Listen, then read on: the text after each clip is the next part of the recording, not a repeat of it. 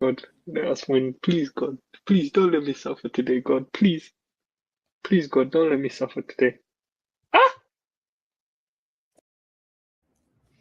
Get used to that one. It's coming back. It's making a comeback. We can't go anywhere without Adam going, ah. So, anyways, welcome.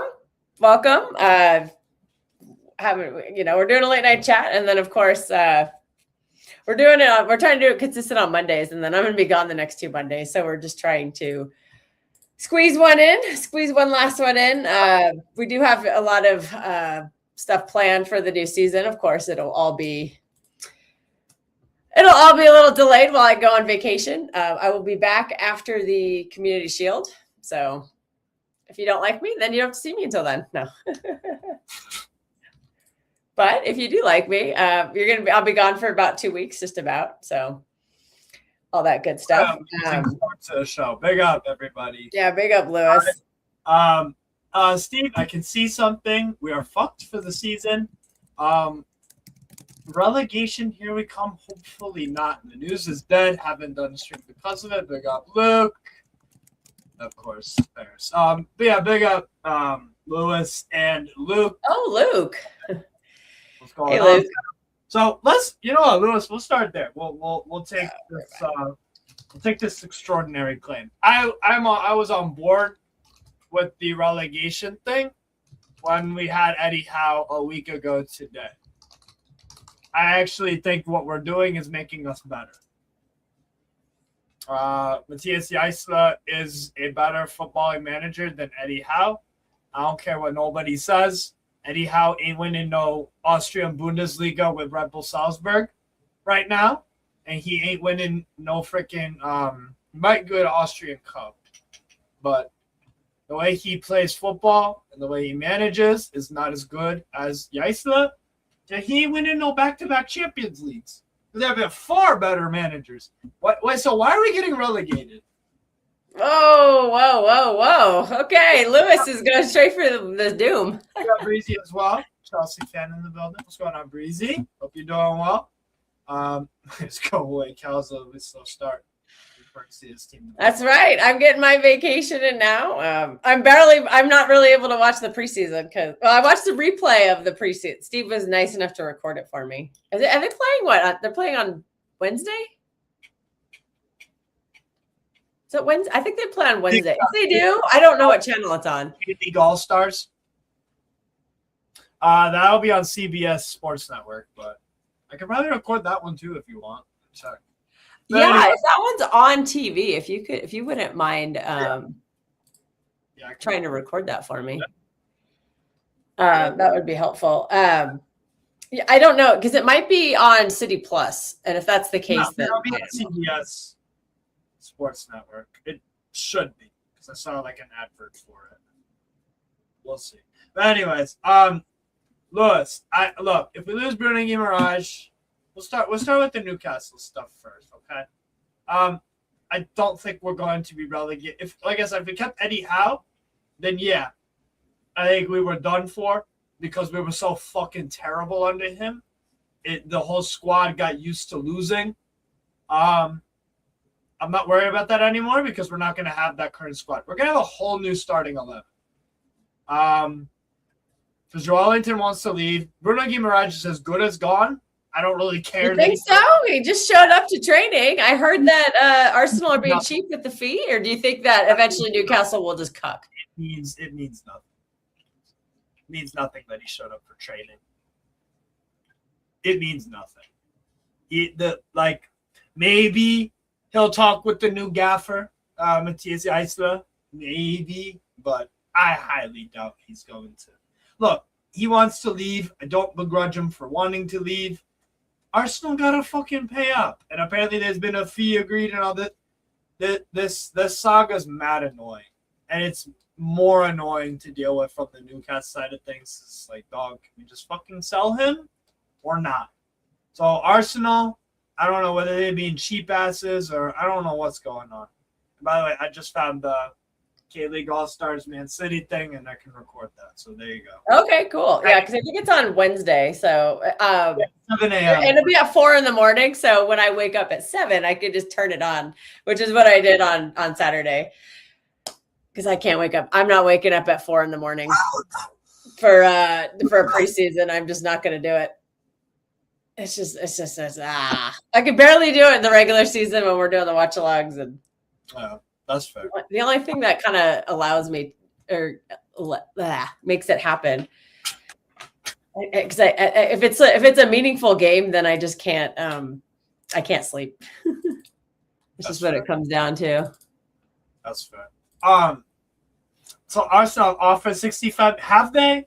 Like, I don't know what to believe and not to believe anymore. And I think we'll get like 85, 90 for it. I think Arsenal will eventually pay up. They just piss assing around for whatever reason because they try to be cheap. They're trying to lowball us.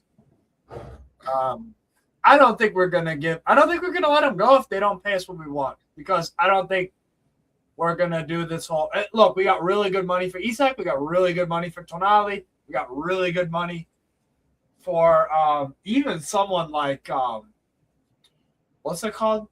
Gordon. Amazing money for Gordon. Holy shit. I mean, that was insane. So we're going to get really good money for Bruno Guimaraes if he wants to leave. It's all up to Arsenal to stop being cheap asses. So if they want me, look, it's always the case. I'm not doing this victim stuff, okay? I'll be so honest. I'm not doing this victim stuff. Lille get their players poached all the time. It's not just us. Oh, they might be getting somebody poached very soon. Yes. Yeah. Lille gotten mate. We've Botman's been poached off them, and mate, there's been so many players that have left Lille over the years. Rafael, Botman, Bouaddi. Oh, Breezy. Did you really? Oh, Jesus Christ. She won't. Oh, wow. To watch my Chelsea lose to Spurs. I did not watch that game. I watched a lot of footy over the weekend, but I did not watch that one. I'll occasionally watch some of the preseason stuff. But technically, we'll only spend $4 million with the outgoings. Yeah, that's true. That's true. But Lewis, like, I think it's a good thing that teams are going for our players, because if they weren't going for our players, that means it would be a crap team. How many times do you see freaking is anybody rating Wolves or Burnley for their players? No. Because they don't really have that many good players. Newcastle, we have a lot of good players. And hence why Eddie Howe should have been fucking fired a long time ago. At the beginning. Kels, do you think it is poor on Eddie Howe that he is resigning, I don't know, 3 weeks before the Liverpool game? Basically, that's poor from him. We're going to beat their ass. So it is what it is. They're just going to have to deal with the whole now for first time in a while. So I don't want to be Liverpool. They ain't even doing much in the transfer market. We've done more than them. Actually, yeah, they have done I pretty much their nothing. transfer window. I think their transfer window has been dreadful so far. I think you guys have been very underwhelming. I think Man United has been extremely underwhelming. I think a lot of teams have been very underwhelming. For as much of a shakeup as Newcastle have had, I actually think we've had a really good window. We got rid of the manager left. That's the best signing we've made. I don't care what nobody says. The best signing we've made is the Cubs hit a fucking home run on the Dodgers. 4-3. Well, I don't like the Dodgers, so sorry. I don't like the Cubs either, but the Dodgers are my Sunderland. The Dodgers are my Sunderland. The Dodgers are my Manchester United. The Dodgers are my Real Madrid. I hate the Dodgers. And baseball is actually colluding with them right now, which is blowing my mind. That's why they're losing. Good. Let's hope so. Yeah, everybody's moving in silence. Hey, big up, Governor. No, they're not. Good morning, Governor. Hopefully it's not too.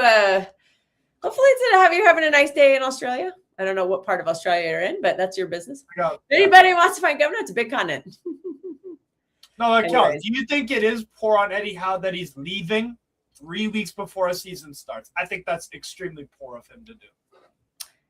I am surprised he waited this long. If that happened why are you against waiting until preseason to say, nah, I'm out? Like, you could have given Newcastle, like, if you wanted to leave, do it before the World Cup. Yes. Keep stalling the Bruno G deal. Yeah, facts. Big up, Lewis. Yeah, thank you, Lewis. Yeah. Oh, you're up in Queensland. Ooh, that must be nice this time of year. I went to Cairns when I went to Australia, so I've been to Queensland. Nice. So, well, only to Cairns, but anyways, you were saying I really like Cairns. Yeah. It was nice. I went in August and it was 28 degrees. Perfect. When snorkeling, I loved it. You're saying about Eddie Howe should have left. Yeah, like if he just decide, if he's gonna go, if he was gonna go, like go earlier so that the team has a bit more time to like find the replacement. Luckily, you did find a replacement, but it's just weird to have waited that long. Like, why wouldn't you just go like a while ago? After the last game at Fulham. Yeah, why wouldn't you just go then? That was when Bruno literally he subbed himself off and he had a manager. Like it was done then. Anyone with a brain, if you were watching that game, I know you were watching the Man City Villa game. Telling you, if you would have watched, whoa, that was a cry along. Yeah, I know. I was not watching it. I was just crying the whole fucking scream. Yeah. So I'm saying if it was an alternate dimension and you was watching that, you could have seen. You don't even need to watch Newcastle. You could have seen, that brother's like losing his mind on the man. Lewis Hall not being played. Like this is madness that he's taking this long. So I'm glad he's gone. I'm thankful for what he did, but I do not feel the same warm fuzzy feelings about Eddie Howe like some of our fans do. That some of these brothers view him like a god or something. I'm pissed at the guy still. I'll be so honest because I think he's leaving us in a very poor state, and I think he's leaving like a bit of a state. Yeah, I think why didn't you walk at the end of the season? Or walk before the World Cup. Why would you wait until let's do a preseason game? And then we'll just be like, yeah. And the team has started making signings for him, and now it's just like psych. Yeah, like I just don't get it. We get thumped by Bristol City, and now you decide to walk. Now it's time. And drawing to 4th division Gateshead 1-1. And it was the goal we scored wasn't even from open play. And we beat Darlington, a freaking like a 5th or 6th tier team, 3-0. Those are our preseason results.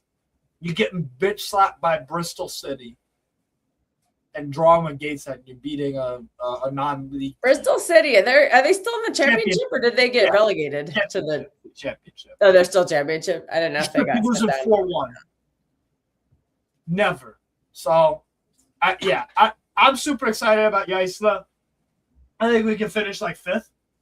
To be honest, I think we hit the Premier League by complete surprise. We have I think we've recruited really well, so I'm excited about it.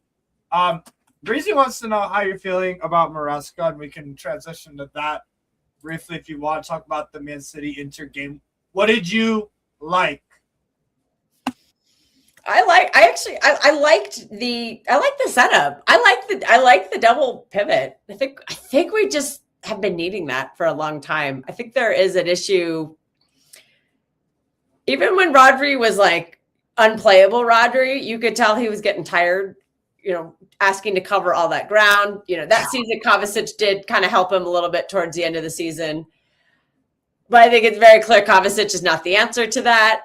But I think City signed the answer to that, which is Elliot Anderson. Kid can run. He can defend. Because one thing everyone's like, well, Kovacic was doing fine. I'm like, watch the first half of that game. Kava was terrible. Like, he wasn't good at all. Him and Tijani Reinders, I never want to see that again in my life. That was terrible. But same setup, did not change the setup whatsoever. He just changed who was in the middle, and we look light years better as a team in the second half of that game. I love it. Yeah, I think Luke is right here. The wingers are back. And I loved Semenyo on the left. again, I think we're having this big problem at Man City. Nobody wants to play right wing. Everybody, when you put them on the left wing, just does infinitely better. Semenyo looked amazing as a left winger. I thought Savinho was very good when he in that game when he played on the left. Nobody wants to play on the right. And I don't know why Jeremy Doku doesn't play on the right, because Jeremy Doku is right-footed and he's a good crosser. So I don't know why we're having him cross from his left foot or on his weak foot on the left-hand side when we could have him cross from his strong side. So I'm interested if that will kind of develop over time. Plus, we signed him as a right wing. So I am. I was very encouraged from what I saw. There are some issues of concern. I am a little nervous about being able to play full Maresca ball because I don't think that our keeper is able to play the way that the manager wants to play.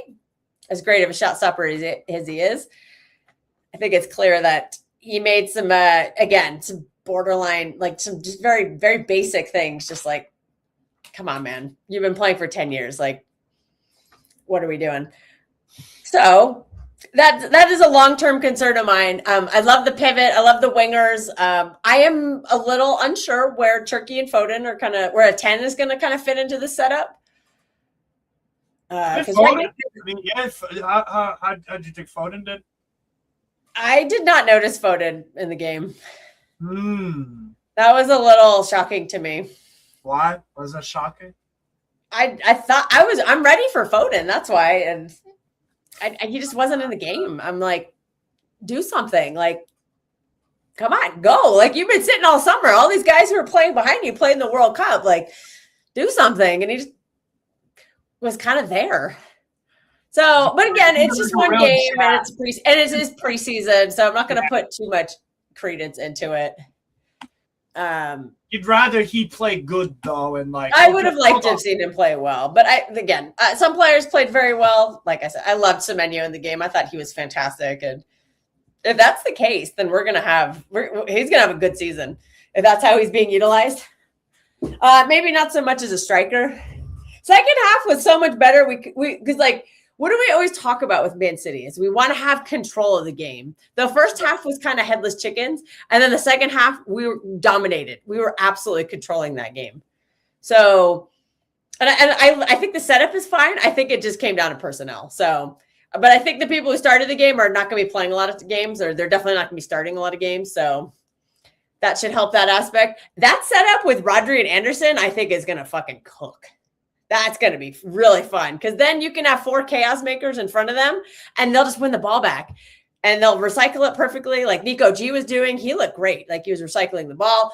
He was getting the ball forward. People are critiquing him over that during the season. And yeah, so I think, again, it's just one game. It's, it's a preseason, so it's a lot of kids. Oh, I also want to shout out Ryan McAdoo. He looked really good. And if we're going to be playing with wingers, we're going to have to pay attention to that. Savinho on the left looked very good. I thought Victor Hayes, when he came in, looked very good. Vardiel did not look very good in that first game, but so I need him to step up.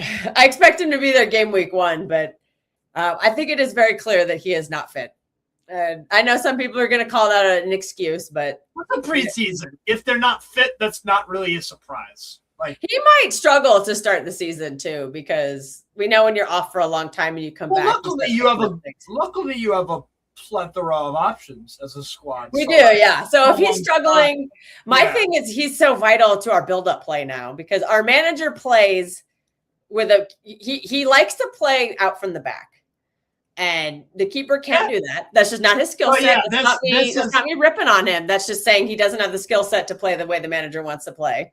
And the other center backs are not very good at it. So I kind of feel like, hopefully Rodri, if Rodri stays, I feel a lot better because Rodri is very experienced at, going and collecting the ball from the keeper. He does, and Donnarumma's used to that too as well because that happened a lot at PSG where Vitinha would come and do that job. So Rodri can do that very well. So I trust that if that happens. But again, we don't know what's happening with Rodri. But I think Vardiel is going to become the most important player if it's not Rodri, the most important player. Well, you didn't let me finish. Like I meant like if Rodri's not there.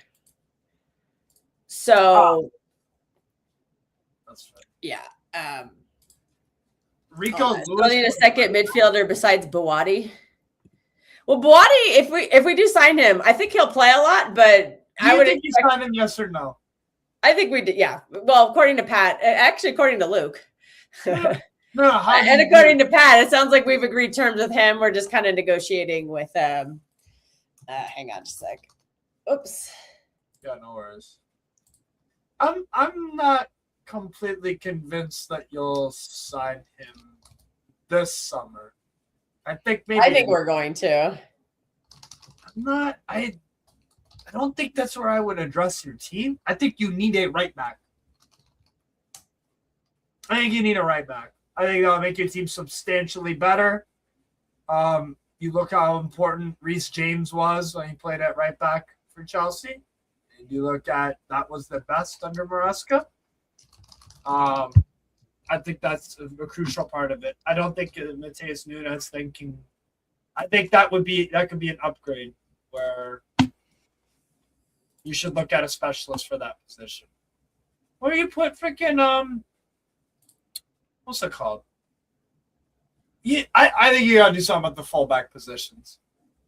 Do you know my thoughts on O'Reilly as the left back and not in the midfield and the Ait-Nouri thing? How did Ait-Nouri do? I liked him, but he didn't play in the role that I thought he was going to play. Did Ait-Nouri play in the middle? He was playing as a winger. Oh wow, okay, yeah, it's almost like that gets a lot of his qualities out. Yeah, like I think he's just so good technically that he can do a lot. But I mean, if you're gonna do him as kind of like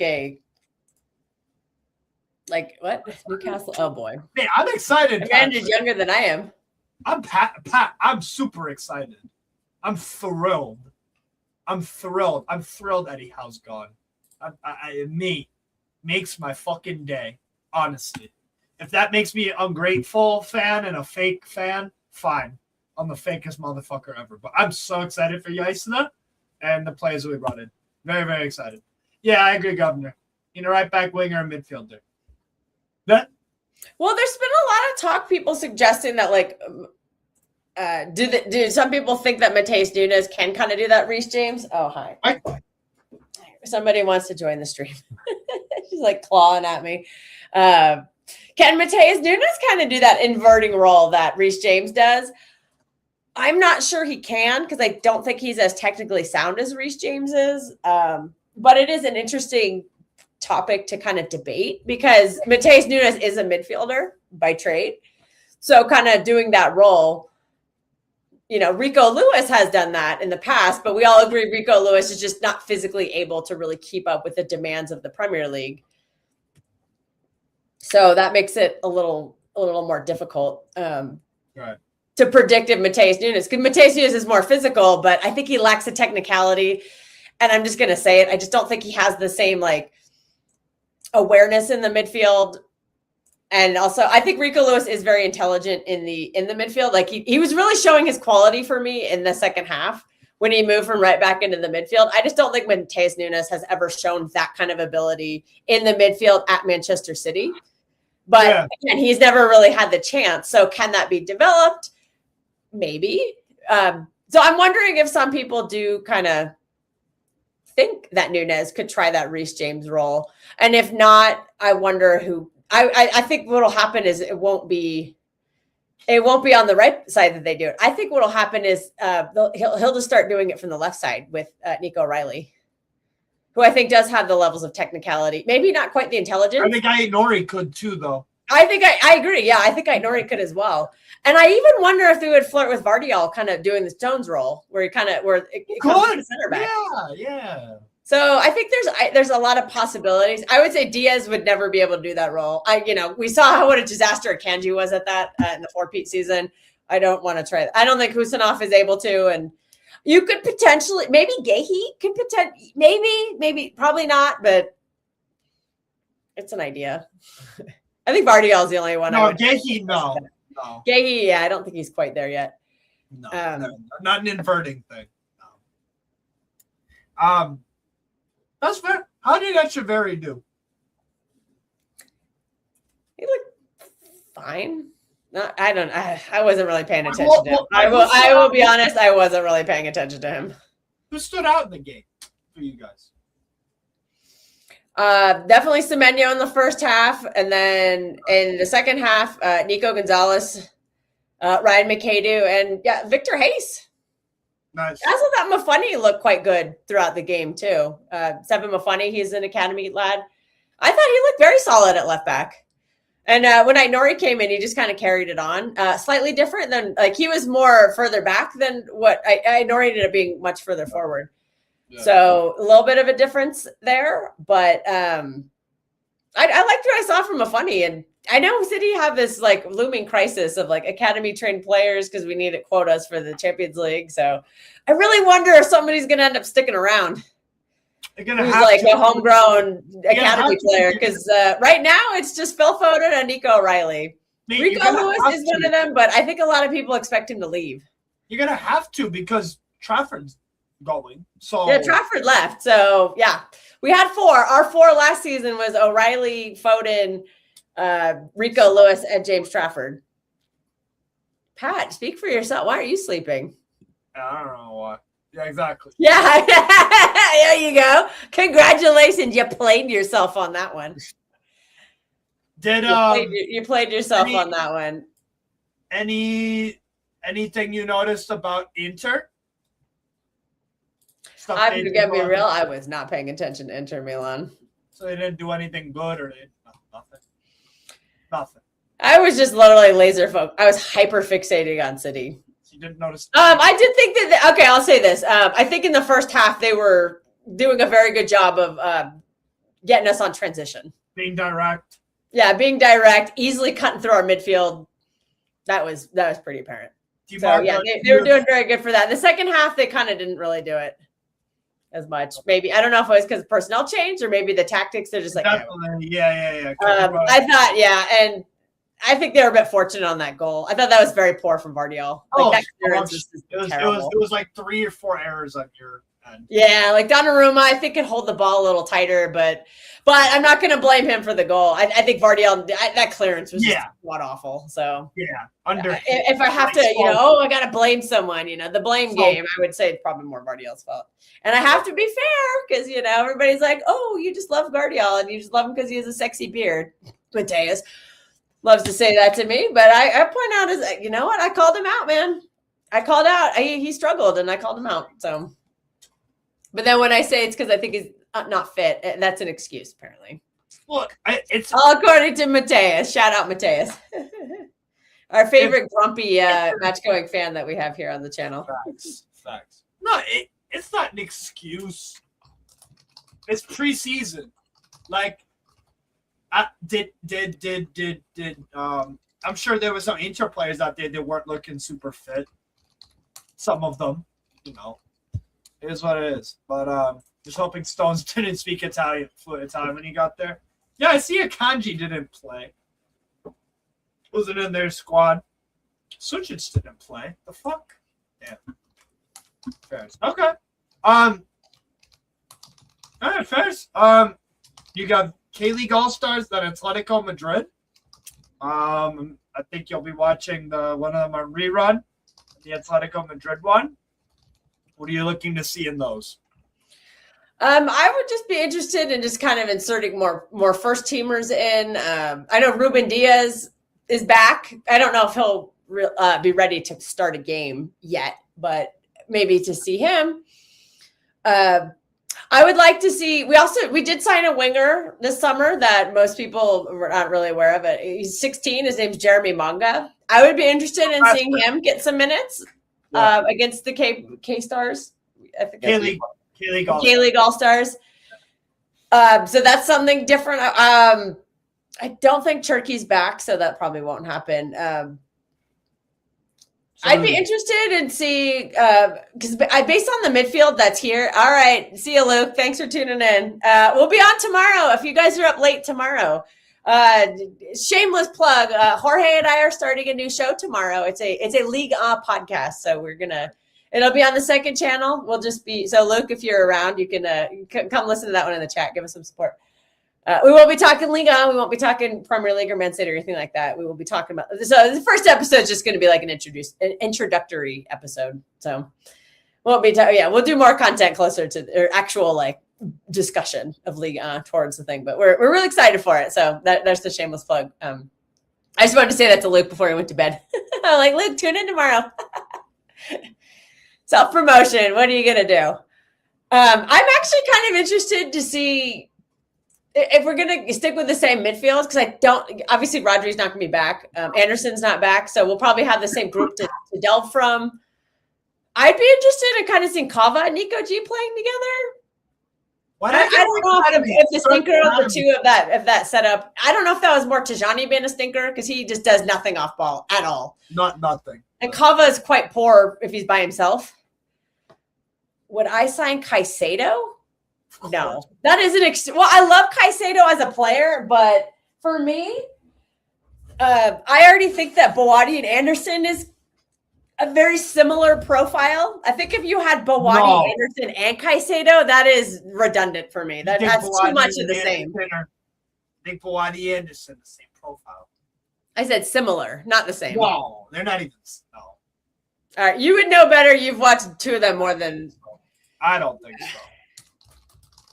Who cares if they're too young? If they're good or not, if they're good enough, they're old enough. Yes, Bouaddi is the real deal. It's very much the real deal. What stream did we That was weeks ago, but no, I don't think they're the same at all. I think there's definitely. I think Anderson is, they're both technical in their own ways, but I just think that they're more focused on defending. They're not. I don't see either of that. I'm looking for when I want like a contrasting set of midfielders. I want somebody who can dictate the tempo, who can spray those passes forward, the line breaking passes. And from what I've seen, I've just not seen a lot of that from Anderson or Bouaddi. Anderson don't do that. See, yeah. So if he's not doing it, then Bouaddi has to do it. Would you say Bouaddi is a specialty at that? Like, is he elite at that? All right, then I'm off my rocker. That's fine. I do like Bouaddi. I think he's a very good player. But, we signed him this season and he plays. We have to be patient. There's going to be moments. I think he's very mature for his age, and I've liked what I've seen. And again, I did not see that game at the World Cup that everybody's basing this off of. I didn't watch Morocco, Brazil. I think he's a very good player, but he's still young. He'd be new to the Prem and new to a team as big as Man City. So patience would be required, and. But if that's what we have to do next season, if Rodri does go and the two of them are just on their own, fine. That's okay. I'm okay with that. I think my expectations are different with or without Rodri. With Rodri, I think we're a title contender.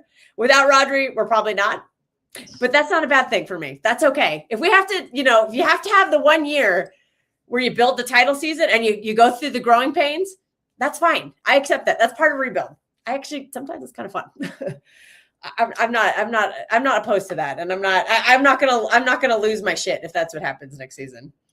But if Rodri's here, my expectations will be different. Then I'll be like, oh, we should be winning this title, and if we fuck up, then that would make me upset. So just different expectations for different players, that kind of thing. So, anyways, that I don't remember what the original point was, but I went off on a big tangent. I was saying Bouaddi and Anderson are nowhere. They're not. They're not similar. The strength. All right. See, okay, and I'm going to trust you because I've watched some Bouaddi. You've watched a shit ton more than I have, and you've watched a lot more of Anderson than I have. So, I trust your opinion. That's like saying, two players you know really well. That's like saying Fabian Ruiz and Declan Rice are similar players. Like, no, they're not. The only thing similar about them two is they play in midfield. That's about it. You know what I mean? Fabian, you would never compare Fabian Ruiz and Declan Rice, right? That would just make no sense. It's like no. I would not, but I think those two profiles kind of complement each other. but I would not compare them. Yeah. See, that's what I'm looking for. I want the best pivot that complements each other. Of course. One person is probably better off ball. Like in my head, I'm thinking like, you know, in my head, Rodri and Anderson complement each other very well. Zaire Emery's light years better though. But again, it's Rodri. Like Rodri's super elite, and I don't expect Bouaddi to he'll probably never get to that level. I would not expect him to be anywhere close to that 18. But that doesn't mean he's a bad player, and that we can't develop him, you know, into a good player. But again, that is something I'm looking for. Is like I'm just looking for because I don't think Anderson's like the tempo setter. I'm looking for a dictate, not at all. Yeah, but that's what we're looking. But we're looking for the other person in the pivot to do that. So and if you think Bouaddi's that guy, I'm backing it. Yeah, and maybe he doesn't develop into it this season. Maybe it takes a year or two. That's fine. That's part of rebuilding, and that's part of bringing in a young player and developing them. Like you can't write him off after one game, you know, or a couple of games. You know, you have to give them time, and when you're 18, you give them more time. You know, you probably wait till they're 20 or something like that. But based on what I've seen, he looks, you know, for his age, I think he's very good. And if we have to go into a season with Rodri or with Anderson and Bouaddi as my pivot, I'm cool with that. Yeah. I'm cool with that. that. But then again, this is where data comes into it. So are we saying that Bruno Fernandes is a top 10 EPL player of all time? Because his data suggests that. No, we're not. You can't do the data. According to Mateus, stats are not allowed. It's not that it's not allowed. It's just you're gonna. That's an inside joke. That's an inside joke. It's just data. If you go with the data all of the time, you're gonna have to acknowledge stuff that makes you really feel uncomfortable. That's all, right? Scott McTominay has scored more goals in his career than Xavi, Busquets. Data is factually proven. So does that mean he's better? No, but. You're looking for a goal scoring midfielder, then yeah, you'd be like, oh, well, he's better. So it is what it is. I think older, more experienced midfielder needs to be signed as well. Besides a lot of quality, who cares how old they are? Fabio Ruiz is how old? 31? I think I'm wait. What? I'm winging it. I am a little distracted. I'm working in the background, so apologies if I'm kind of buzzing in and out. Usually during this time at work, nothing's going on, but today something just happened too. So, right. This experience stuff is. I think it's super.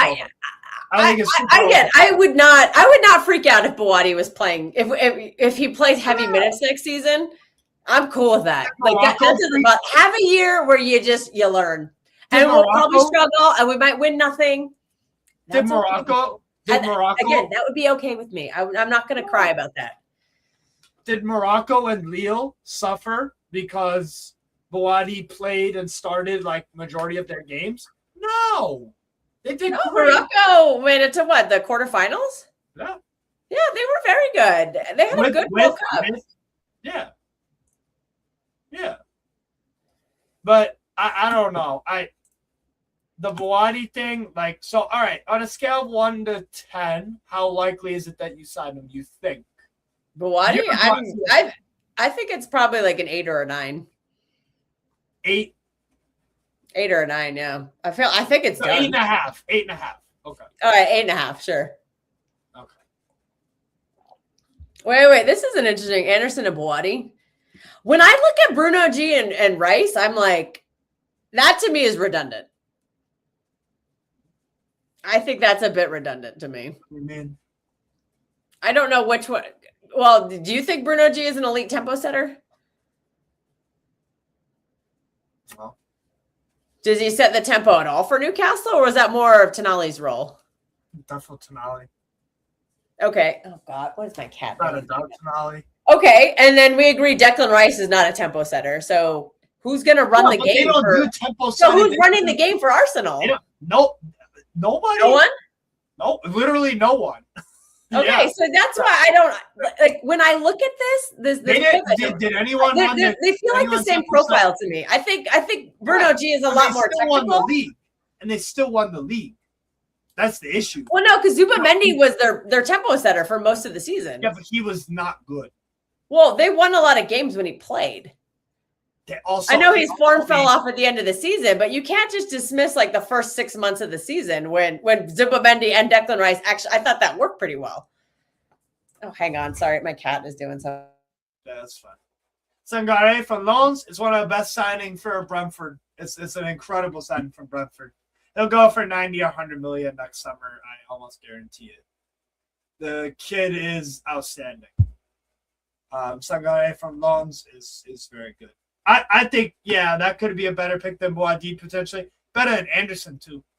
So, do you think Manchester City will sign a third midfielder against Fernandez? Yeah, they set the tempo, but it's not very good to watch, is it?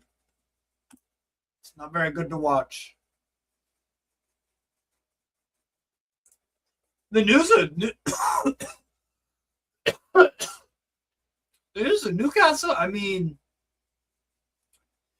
do I think Lewis Hall stays? Yeah, I don't think Man United ain't paying up no fucking money for Lewis Hall. Not a chance. Not a chance in hell. They're broke as fuck. They're not going for Lewis Hall. They're not going. Oh my God, what a rough spell. That was a rough sequence right there. Yeah, Declan Rice again. How does Bruno G improve like some of Arsenal's build-up? Way better than Zubamendi. This is way better. See, I think Zubamendi's better off on the ball than he is off the ball. Mate, Bruno Guimaraes is much better than Zubamendi at everything football. Everything.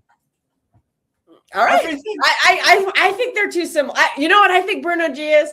I think they know that Declan Rice is probably gonna something's gonna happen to him during the course of the season. Because you know what he looks like? He looks exactly like Rodri did after Euro 2024. Yeah. And I'm not saying I wish anything to happen to him, but it's very likely that something could. He looked burnt out for the whole world. He looked awful at the World Cup because he was just he looked injured. Him and Anderson were awful. Yeah.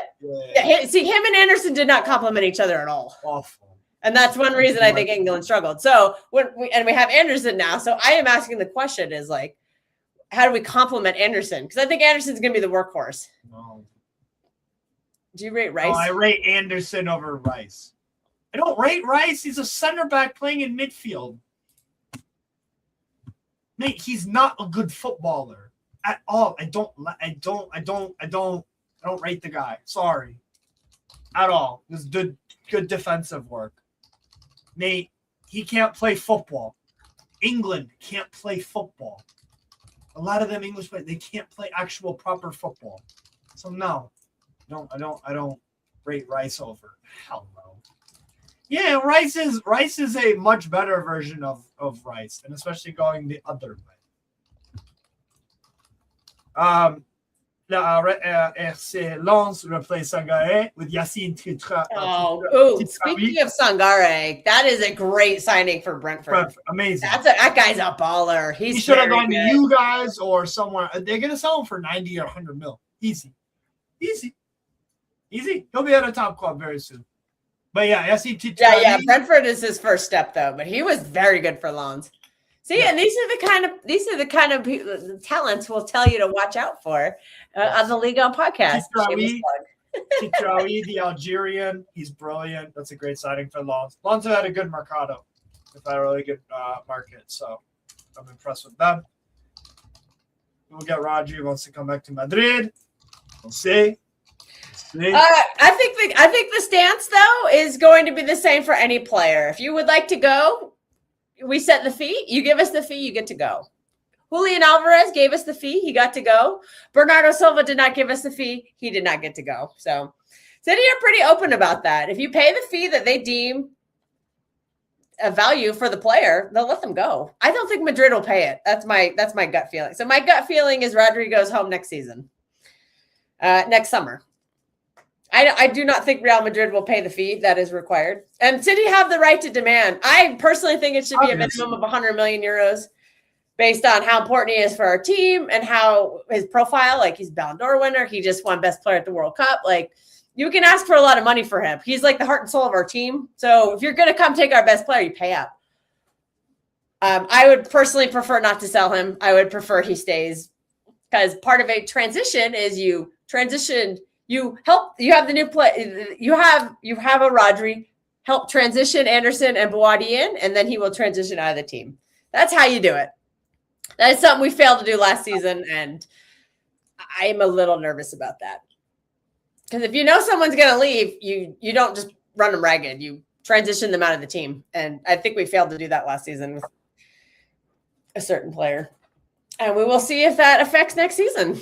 Maybe not, because we decided brand new midfield, so maybe not. But I still think players we had on the books who are still here could have benefited from some of those minutes. They could have benefited develop. Yeah, that's fair. I don't believe this. No. There's nothing that Rodri has ever done to make me indicate that. What is my favorite song? Probably Moonlight Sonata. I just love that song. I love that song. Oh, here comes little stinker again. Katniss just had a rough 5 minutes. We'll just say that. Katniss just had a rough side minute. Okay. She's fine. I let her go out in the yard a couple days ago, and we'll just say that she got sick from it. Kitty's eating grass, and the grass not agreeing with their stomach. That's what Darla does. That's Darla. Whenever I let her outside, I have to tell her stop eating grass. She just throws it up. It's like, dude, come on. You think they I learn? just say that in a class here. Me. What? I just don't think he's ever done anything to indicate he has a dark side. Well, obviously he does. I mean, the only time we've ever seen him lose his head is on that red card to Morgan Gibbs White.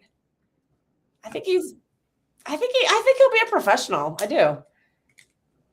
But I mean, there's always a chance he won't be, but I think he will. I think I think he will. In terms of Miguel Holtz to Paris Saint-Germain, they bought a Belgian Harvey Barnes. That might be a good thing to some people, or it might not be the most flashy, but like fundamentally, Miguel Holtz, good footballer, not no amazing dribbler, very good technically, very good finisher for a winger for sure. I think he'll be best used as like a false nine sort of thing, like a Pedro possibly. I really like the side for PSG. I think he's an upgrade on Bradley Barcola. I PSG have done very well with that flip with Barcola and Miko Holtz. I think they've done great. I think he'll outscore Barcola from last year. That's a good set. Hey, giving Enrique someone like Miko Holtz, good stuff. Good stuff. So I think it's a good signing. Why are you done with Pev? So why? I don't Yusuf. I don't understand. You're done with Barcelona if they get what? Vangelis Pavlidis, the Benfica Greek striker who I really rate. So why would you be done with the club for signing a player? A really good striker. I don't know. What are you looking for, Osimhen? Or you just got your heart set on Alvarez? Yes, that's what it is. Yes. Yes. Well, then your problem is with Atletico. It's not with because Atleti aren't going to sell to you. That's not your club's fault. No. They will. Actually, they kind of is. Certain price. Yeah. They ain't paying the price. Atleti, you're saying, all right, you want fucking Julian? Okay, this is the price. They're not budging because they don't have to. So. Barcola transition threat in the UCL will be a big time miss for PSG. No, it won't. They still have Doué. They still have Dembélé. Mika Holtz is good in transition as well. Not as devastating or quick. But Barcola threatened the UCL for PSG. He didn't even start for PSG most of the time. He still did play a lot. See, this makes no sense. If you want Marmouche, you could probably get him for $50 million. I think we just want our money back on him. How many left forwards do you want? Honestly, you put in a bid for $50 million. I think we would accept that. course, I take Julian Alvarez at Newcastle. He's never coming to England again, bro. Dembele is the only fast one. Kvaratskhelia is not fast. What are we doing, people? Desiree Doué is not fast. Mate, that whole PSG team is fast. All of them. It's not the only player that you can say is lacking pace is what? Marquinhos. Everyone else in that team has pace. Jean-Neige and Vitinha get around just fine. They're quick enough. Zaire Emery's fucking quick and just a beast. What do you mean? Yeah, and also, yeah. You Barcelona ain't getting freaking what's that called? Omar Marmoush with those wages. Get out of here, man. Get out of here. Yeah. Look how much chaos Barcola causes. Sometimes he does absolutely nothing with that, though. No, they don't run him behind. That's true. But they don't need to. I get it. You want to have Barcola's profile in there, but they can do without. They have more than a strong enough core to do something with Mika Holtz. Look, it changes their team a little bit, but does anybody think that because Barcola's gone that they're not going to win UCL? No, I don't. I think he's like 6th or 7th in terms of like who they're important. No, he's like way down the pecking order on importance of player, like Dembele, Kvaratskhelia, Vitinha, Neves, Doué, Zaire Emery, Fabian Ruiz, the right back, Hakimi, the left back, Nuno Mendes. Like those are way higher. Yeah, Barcola's like a bench player for them. And the only reason he plays so much is because Dembele's injured all the time. Yeah, Kvaratskhelia had some injury issues. Yeah. So most of his minutes, I think, were coming from injuries. So he probably should leave PSG. They don't need Barcola. I don't rate Barcola that highly. I mean, he's better than Savinho, but is that really saying that he's much? not a right winger. I mean, he's better than Doku. Right. I mean, he scores more, but he is extremely frustrating. He's like Savinho, where he does everything right except the final third. He does convert a few more than Savinho does, but based on how many chances he gets, I'm like, bruh, you should be scoring 30 goals. And he scored like 11 or something. I'm like, it's just not really. I mean, I'm not saying he's a bad player. I think he's a good player. That's it. And good players are unfortunately going for 150, 120 or something like that. And I'm like, that to me is just not. It's not good. It's not. It's PS. Look, even the Prem, even the Prem-tard club, even the clubs have become Prem-tarded. They themselves have become brainwashed and infected with rot in their heads that they can only buy certain players and they can't take risks on players from Belgium or MLS or the Greek league or Morocco or wherever. Like this is Breeze. This is it. There's no reason why you guys should have paid $117 million for Morgan Rogers, one of the most inconsistent players in the league. Mate, there's no chance in hell. One of the main discussions of next year with Chelsea, Kels, I'm gonna see if you can remember this, okay? Kels, next year, one of the biggest talking points with Chelsea is going to be, why isn't Morgan Rogers good? He's gonna go months without playing a good game. Because guess what? That's what he did at Villa. Yeah, that's true. Rubbish. No, wait, what was this good question? For like long stretches of time. He's not. Did I see the poke Grealish to Athletic? No, I did not. No. Was that in the Athletic?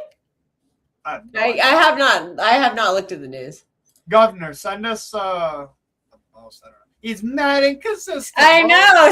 So Chelsea are going to be banking on the fact that like one of them needs to be hot at all times. And Cole Palmer did the same thing last year. He disappeared for a while as well. So you have two players doing that. Javi a lot. Look, however, I will say this: if there is a manager to fix this and help them out, it is Xabi Alonso. Right? If there is going to be anyone out there, he is a very, very good coach. And what's it called? I think he could do very well. I think Chelsea could do very well, but Alonso, boy, you got to do your coaching, fam. You got to do your fucking coaching, bro. You coaching. You got a lot of work to do. But he's capable. Rodgers plays better with better players. He's not good for England. I don't think it was that good for England. I mean, he had the good cross on the goal in the semifinal, right, versus Argentina. He had the good cross for the goal. He didn't do nothing else in the game.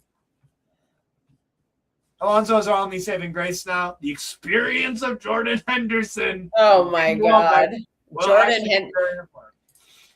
Henderson in 2026. Like, Welbeck is cool. Welbeck is cool. Like the guy. Welbeck. Oh jeez. He scores 13 goals. So like. Hashtag throwback. Like, what are we doing here? Bro, it's a better striker signing than freaking signing Højlund. Mate, honestly. Mate, and also, Welbeck is What's your nickname for Højlund again? I forgot. Welbeck is better than Delap. Oh no, never mind. Never mind. I was thinking of Højlund and I'm like, oh wait, that's your nickname for that USA guy. Oh. Yeah.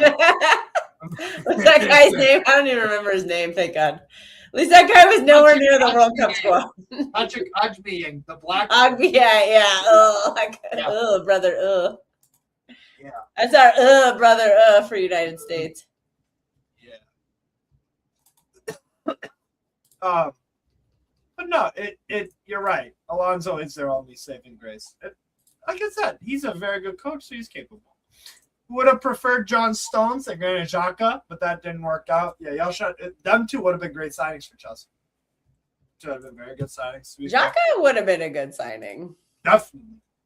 He would have been a very and it would have weakened, and it would have ripped freaking Sunderland's stupid pussy-o spine out of them. They would have literally been fucked.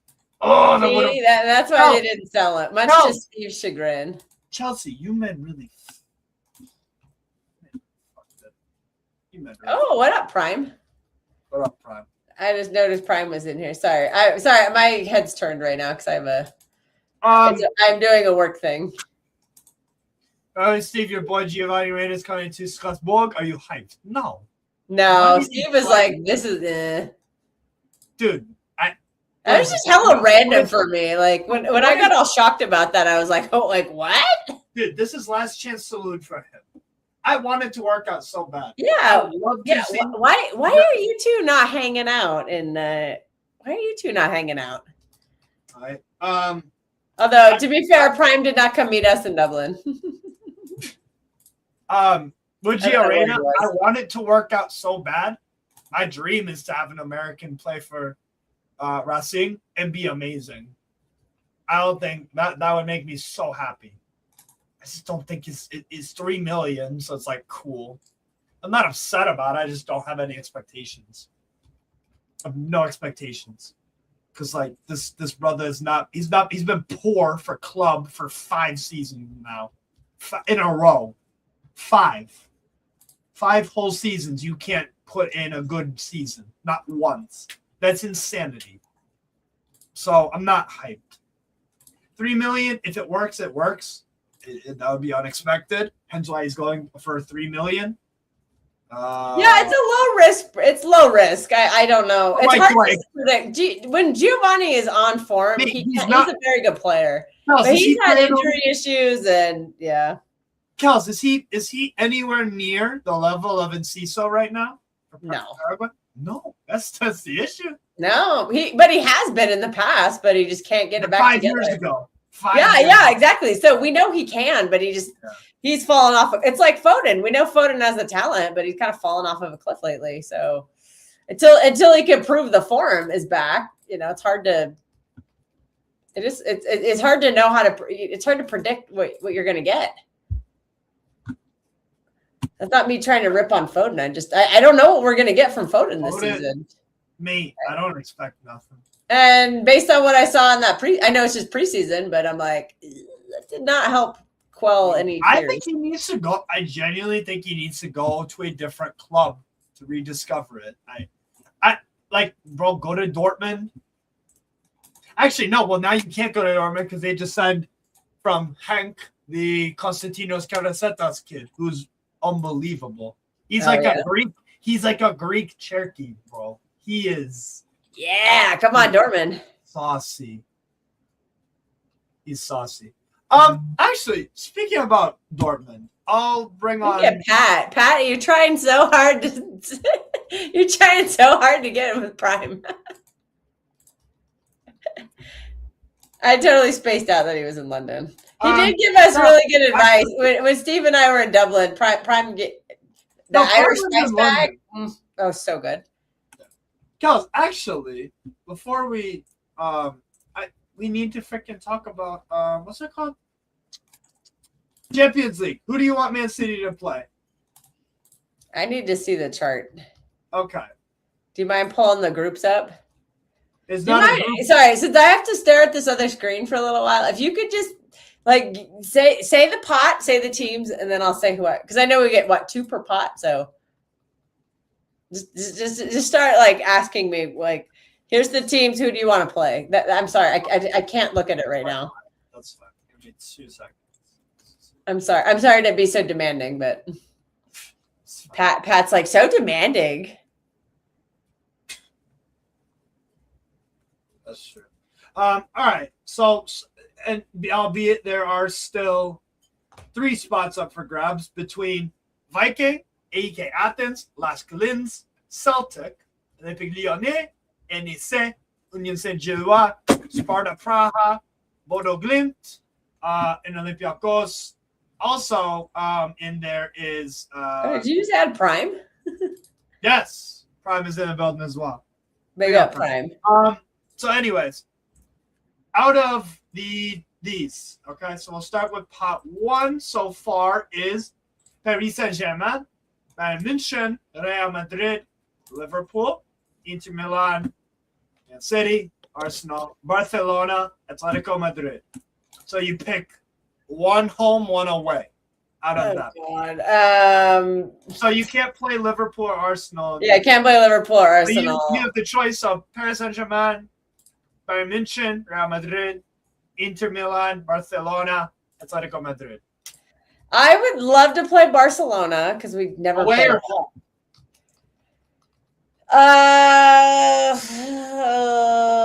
Go play them away. Let the away fans have a good. Let them have a good away day because they're fucking tired of playing. They're tired of going to Madrid. They're probably tired of. Yeah. Let them have an away day at Barcelona. I think a lot of the diehard like City fan base wants to. They love to go have a day in Barcelona. So away at Barcelona, and then how about home to? Oh God, it'll probably be fun. Knowing our life, we'll probably have to go away to Real Madrid again. We just can't. So home, your options for home, if you pick Barca away, Atletico Madrid, Inter Milan, Real Madrid, Bayern München, Paris Saint-Germain. I'll just say Inter Milan. They sound like the easiest ones.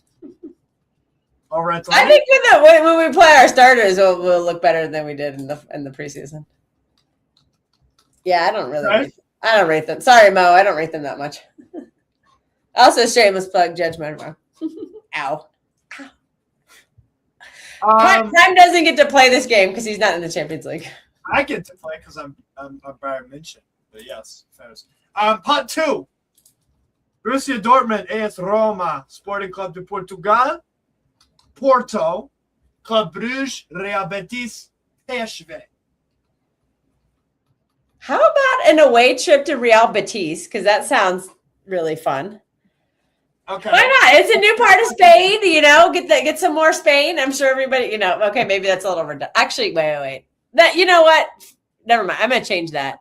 How about an away day in, can you make that bigger?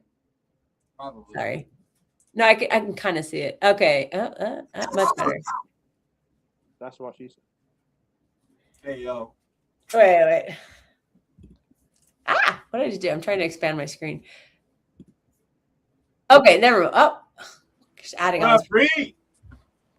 Hey, Okay, how about this? How about an away day in Rome with Roma? I know you. Yeah, you can beat their ass. Yes. We'll beat them, and then how about a home game against Club Brugge, against Alfie's team? Home to Club Brugge. Okay. Brugge. Right. For Alfie.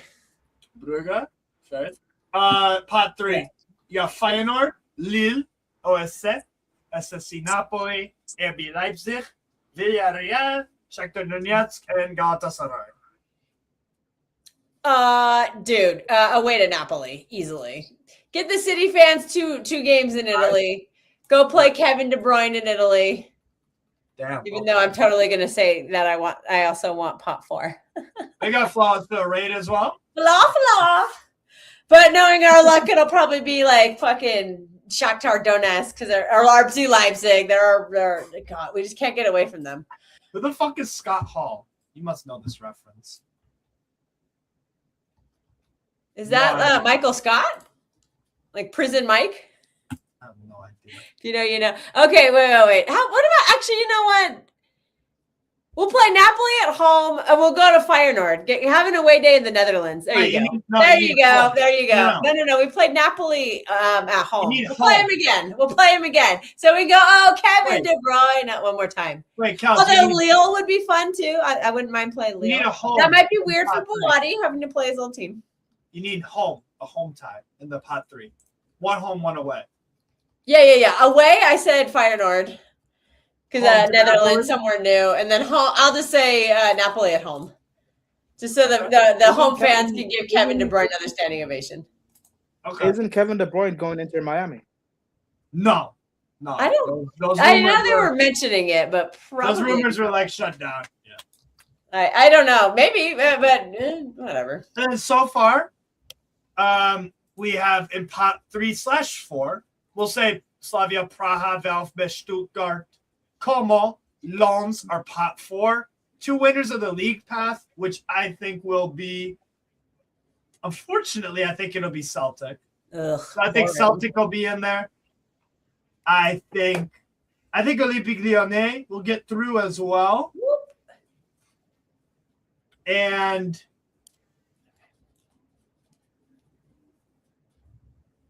probably Bodo Glimt. I hope NSA get through because they play some amazing football. Liga Olympiacos might just edge it. So let's say Olympiacos, Bodo Glimt, Lyon. Oh God, no! No fucking Bodo Glimt again. Fuck that. I already know the answer. I already have the answers for what I would like to play. We're gonna play. We'll play away at Cuomo because that would be a great away day at Cuomo. That'd be fucking great. And then home, I'd like to see them play Lens. Okay. Give me some Ligue 1. I do not want to play Stuttgart because Stiller is really fucking good. And I think Stiller would dominate our midfield. Stiller is the kind of profile I would not mind signing. What a temple setter. No, he's not the midfield that you need. Chema Andres. I keep telling you about it. I know. I like Chema Andres. I like that too. But to be fair, I only know his name. I've never seen Chema Andres play. I have seen Stiller play. So I'll trust you on Chema Andres, but I personally have not seen him play. So Fairs. So I will not rush into that one, but I have heard a lot of promising things about him. Yeah. The fact that I think he's still owned by Real Madrid is ugh. Or no, they have a buyback on him, right? Or something. But you know what? They've got 20 midfielders. They're not going to buy him back. No, they're not that smart. Of course not. You know why they're not going to buy him back? Because they just bought Bernardo. Basically. You lot are quiet over in Chelsea. Well, Chelsea fans, they don't get to play this game because they're going to be. Which game are you going to watch on TV? Yeah, that's great. We have 2 Champions League. Yeah, I had to get a dad joke in there. Shout out 10. It was curiously not in the chat. Anyway, yeah, I only joined really because you guys are talking about Chelsea. So okay, so what do you guys say? one of you wants to go. I agree. I agree with the. I agree with the Rogers. A stingray. I agree with the Rogers stuff because I was saying that last season that is inconsistency and he's not well. He wants the snow. This guy's a whore. And This guy's a whore for white women. Flawless. Calling out your crazy. behavior. That's- I'm calling it out. Oh my goodness. Oh, so Flawless has a type. Mm. Yes, he does. He's a snow bunny hunter. This is not a secret. It's not a secret, bro. Anyway, I'm on the spot. So you're saying it's a good thing I didn't see him in Manny? No.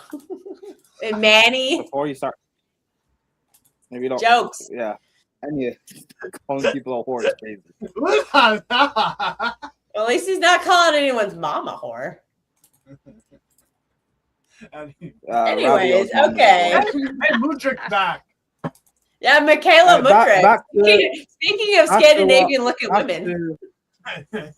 back to what I was saying. I agree with the Rogers stuff because I even said that last year that he's like extremely inconsistent and up and down. However, and I didn't want us to sign him. I would have signed other 10s. However, if this is what the manager actually wants, then I'm of the opinion of you back your manager. But it is interesting because we have been heavily linked to Rogers for 2-3 years now. So is this really an Alonso signing or more of the same? I'm more likely to think it's more of the same, but apparently Alonso was able to change Rogers' mind from going to Arsenal, so fair enough. I think Palestra is a good signing in terms of us playing a back three. Lacroix, I think that's a good signing too. Welbeck, I think that's good. It makes sense. He brings real leadership in the squad, and also this guy still. I know he's 36, but he still scores goals. He does. Henderson, I don't like the signing, the fact that it's him per se, but when you look at what he actually will bring to the squad and what he signed to do, I don't really mind it. People can make fun of Henderson all they want, but the guy is a serial winner. He's a serial Not to winner. mention, He was captain. he was he captain covered more. of Liverpool. Go ahead.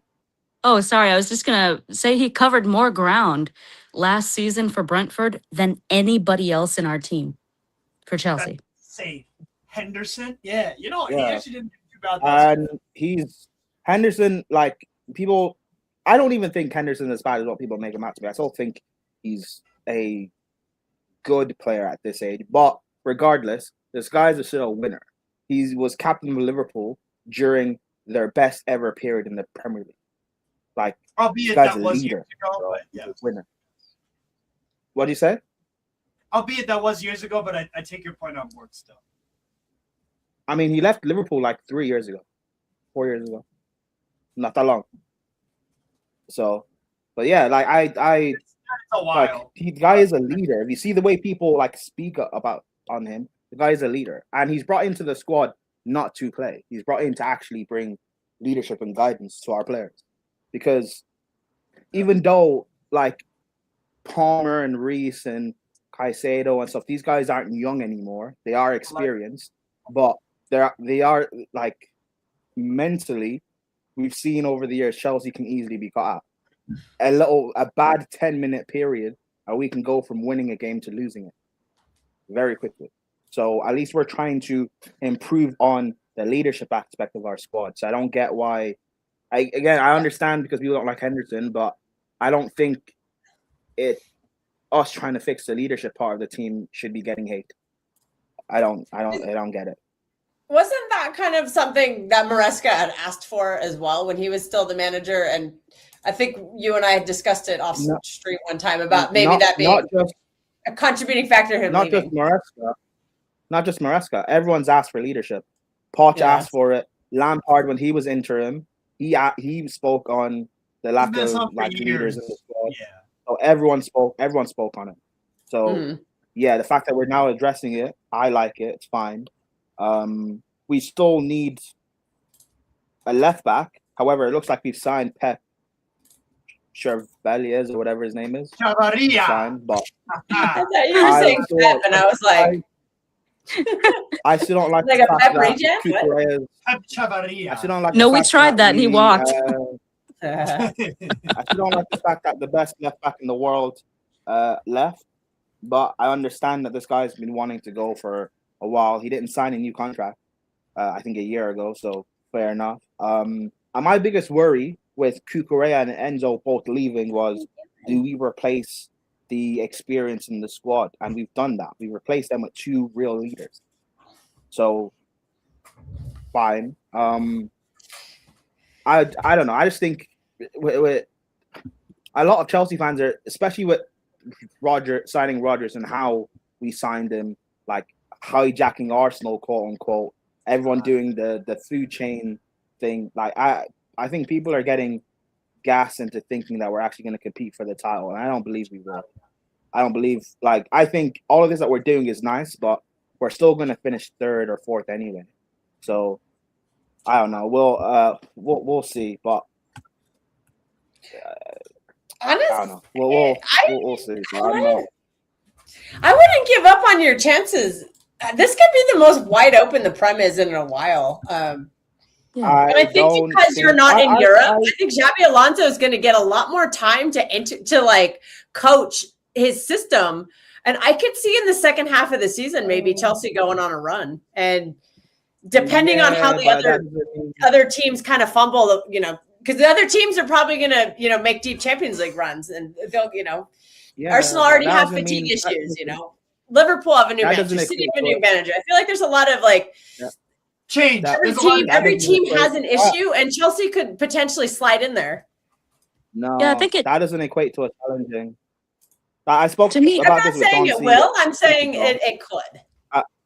I spoke to Don C about this a week ago. All the other challengers to Arsenal have big problems. Like City's big problem is not just Pep leaving, but Rodri gone. You look at Liverpool's big problem; they don't have a good squad, and they have their back line is not very Chelsea. thin. I don't trust them being able to challenge. I don't believe Man United will challenge, and Spurs are Spurs. Like the Arsenal, regardless of what people still think of Arteta, Arsenal currently have the best squad. They have the most settled squad. I don't see anyone being able to keep up with them with a challenge. And I'm not even saying they'll run away with the league, because I agree. I think they'll start slow too, but I think they'll still win it again. For me, it comes down to if Rodri stays. I think if Rodri stays, we have a legitimate chance to win the league. I don't think he's staying, because if you guys don't sell him now, he'll leave on a free. Yeah, and I think he's more valuable to us for 1 year and then leaving on a free. Because with him, we can, you know, there's a lot at stake. There's Champions League qualification. That's a lot of money potentially lost if we don't qualify for Champions League without him. I don't think you'll need to worry about that. We might. Even if he stays, if Anderson and Bouaddi don't work out, we might have a big problem. Nate, I don't think. Prime has told me what he thinks of Anderson. He doesn't think he's the guy. I don't think like Rodri staying doesn't guarantee you win the Prem. I don't think it guarantees. I think it gives us our only chance to, though. And he has to stay I agree with that. Yeah, but I think without him, I would not put us in the contenders. For us, if it was Chelsea of old, I would say we absolutely have a shot. But in the last 4 years, there have been so many changes. There has been so much destruction of just the fabric of what really the recent history, because I know people love to say we don't have history. But, you know, our recent history within the last 20 years, pretty much all of that has been eradicated. So we're trying to rebuild that from the ground up. I think Xabi Alonso, he's a really good coach, but he's another one who's relatively, I don't want to say he's unproven in that he hasn't done anything, because I mean, going unbeaten and he's won a title, and that's and he beat Bayern Munich to the title too. I think it's a big deal. Pretty big, but yeah, I think he needs time. I don't know. It's still a big risk. I think Alonso's charge, realistic charge will be next season. I don't think. Like 27, I don't think. Well, I don't. We're not going to challenge the year after, because I don't trust this ownership to back him. That's another worry I have. That We're doing all this work we're doing this summer looks Guys, great. I don't even My trust worry him is talent next. right now. My worry is I don't care about this coming season because we're going to get top 4. I'm not getting gas. I don't really care unless we win a trophy. I don't care. But the following summer, I want us to actually back him to push the challenge. I don't believe we'll do that. I don't believe we'll do that. And yeah, but Arsenal haven't retained. That's fine. But everyone else competing with them don't look good. So that means they have to win it by default, right? Whether or not you think Arsenal are great doesn't matter. Who's better than them? I don't think that guarantees them the title. Because again, only 3 managers this century have repeated. Yes, but I think they have to though. Just because no one else looks that good. The pressure is on them 100%. And I think the top 6, someone in the top 6 will be a surprise. There has been so much change with Maresca going to City. You could throw Chelsea in there. There's just so much change and so much unknown. It really could be anybody. But you've also got to consider that Arsenal, it's not even just that they didn't end their season the way they wanted to. That parade was kind of sad. The players really didn't look all that excited to be there because they had just lost a Champions League final. They finally made it back. That weighs heavy on you. Then you have all the mess with England. That weighs heavy on you. You've got Saka, who Saka's not fit. Declan Rice is not fit. They're being run into the ground. That has to be taken into consideration. I think people are overstating how much that's going to weigh. Like, maybe. Think of it this way, though. Hold on. For the first time in a very long time, the Prem does not have a world-class manager. But I disagree. Who do you think is a world-class manager? Who's a world-class manager? Best manager in the league is Unai. You think he's a world-class? No, a world-class. A world-class manager. I would say so. Okay. But Steve, I'm talking about the top 16. Gonna cook. Let's go. I put him in the upper echelon. Yes. Steve, yeah, but I agree Emery's quality, but I'm talking about the top 16. Hey, his CV alone, if you have that CV, that's all. Steve, I'm talking who else about the has top that 16. CV? Who else has that CV? Who else? Steve. Show me. Steve. Well, I know Maresca does have a European trophy. Does that count? No, but he doesn't have. He's got 2. And he beat Enrique in a final, which no other manager has. Hold that. Can you guys not hear me? Yeah, I can hear you.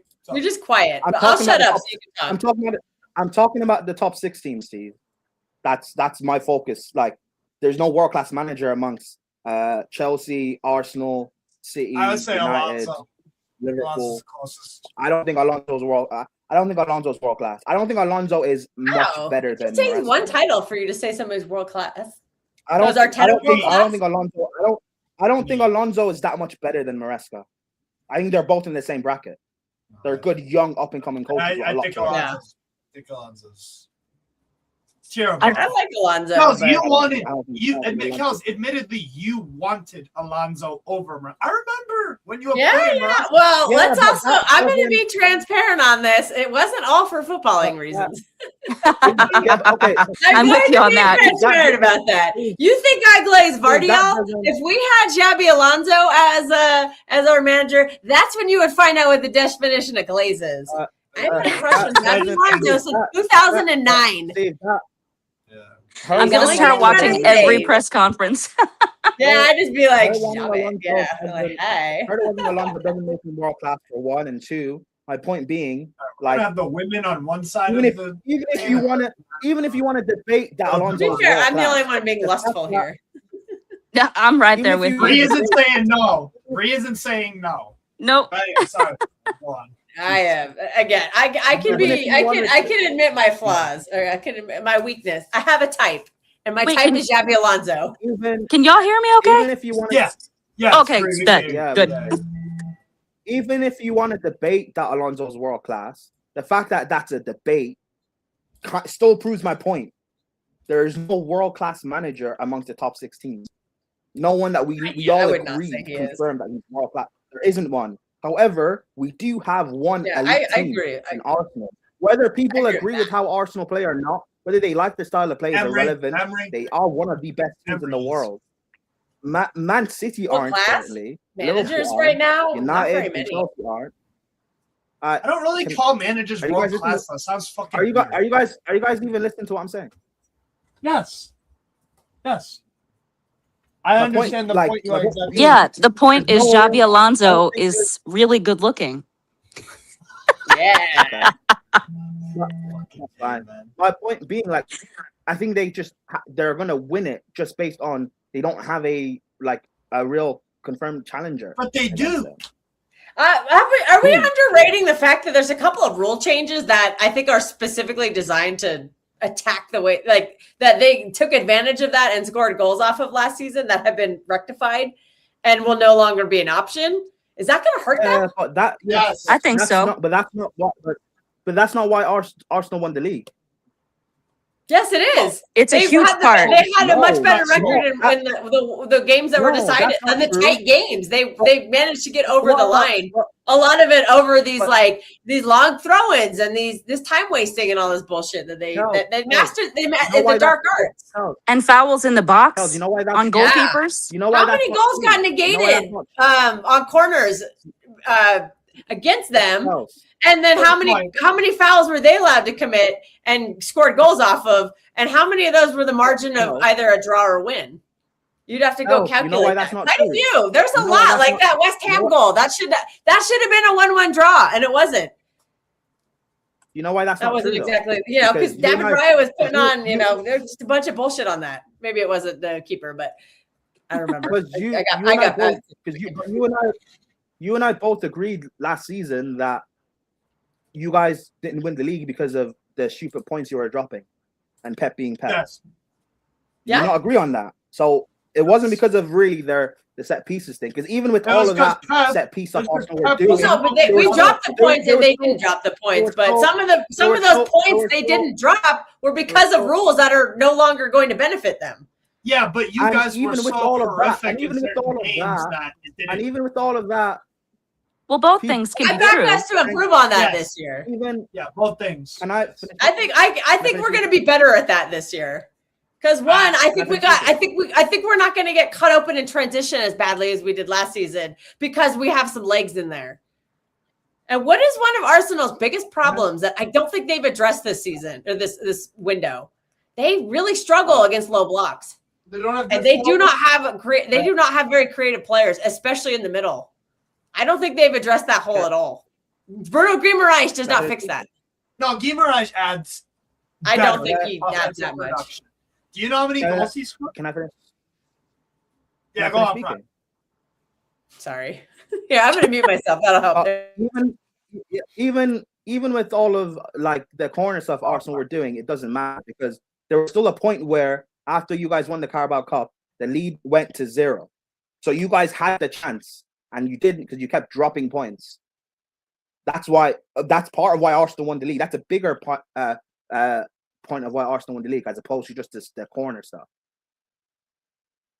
I don't like saying this too because I don't want Arsenal to even win the league in the first place. Never mind going back to back. But I think they have the perfect chance to because the rest of the supposed challengers in the top 6 just don't look as good. They don't look ready. They don't have a ready squad to challenge, and they don't have a world-class manager. They don't have one. And the best ones in Maresca and Alonso, they're young, up-and-coming managers. They have a lot to learn, a real lot to learn. I rate Maresca highly. You know how much I rate Maresca. But I also said to you when you appointed him, he's not going to win the league next year. That for me is probably what I have 2 concerns for next season, and I think just the unknown of him is one of my concerns. Yeah, and that's even if Rodri stays, because I look at your team, I think you still need to fix your 11, even with Rodri staying.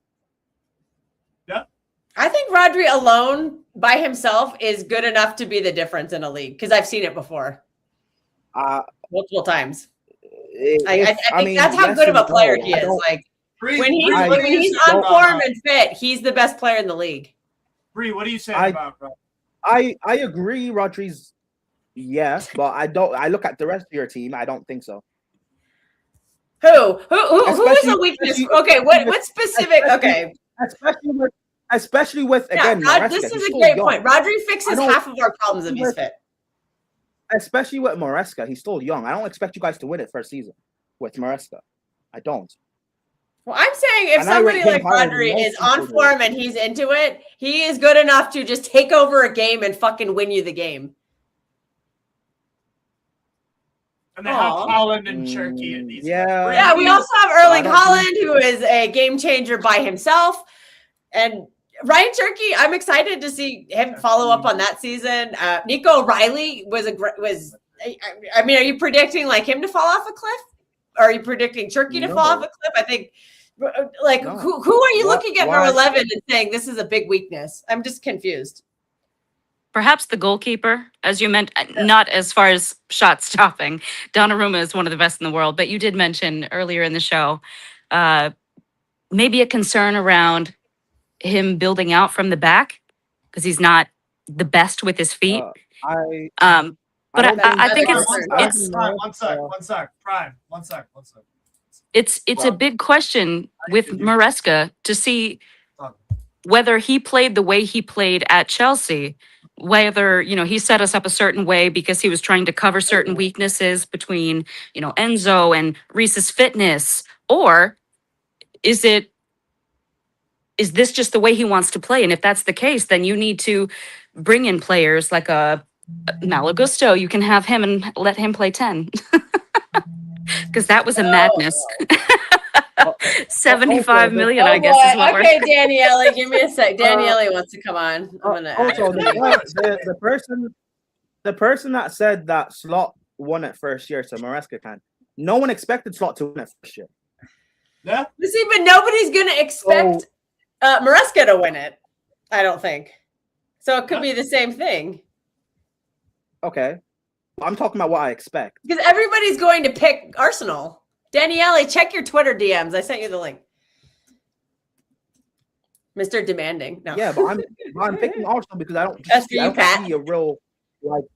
a real challenger. No, this is not Cubed. This is someone else.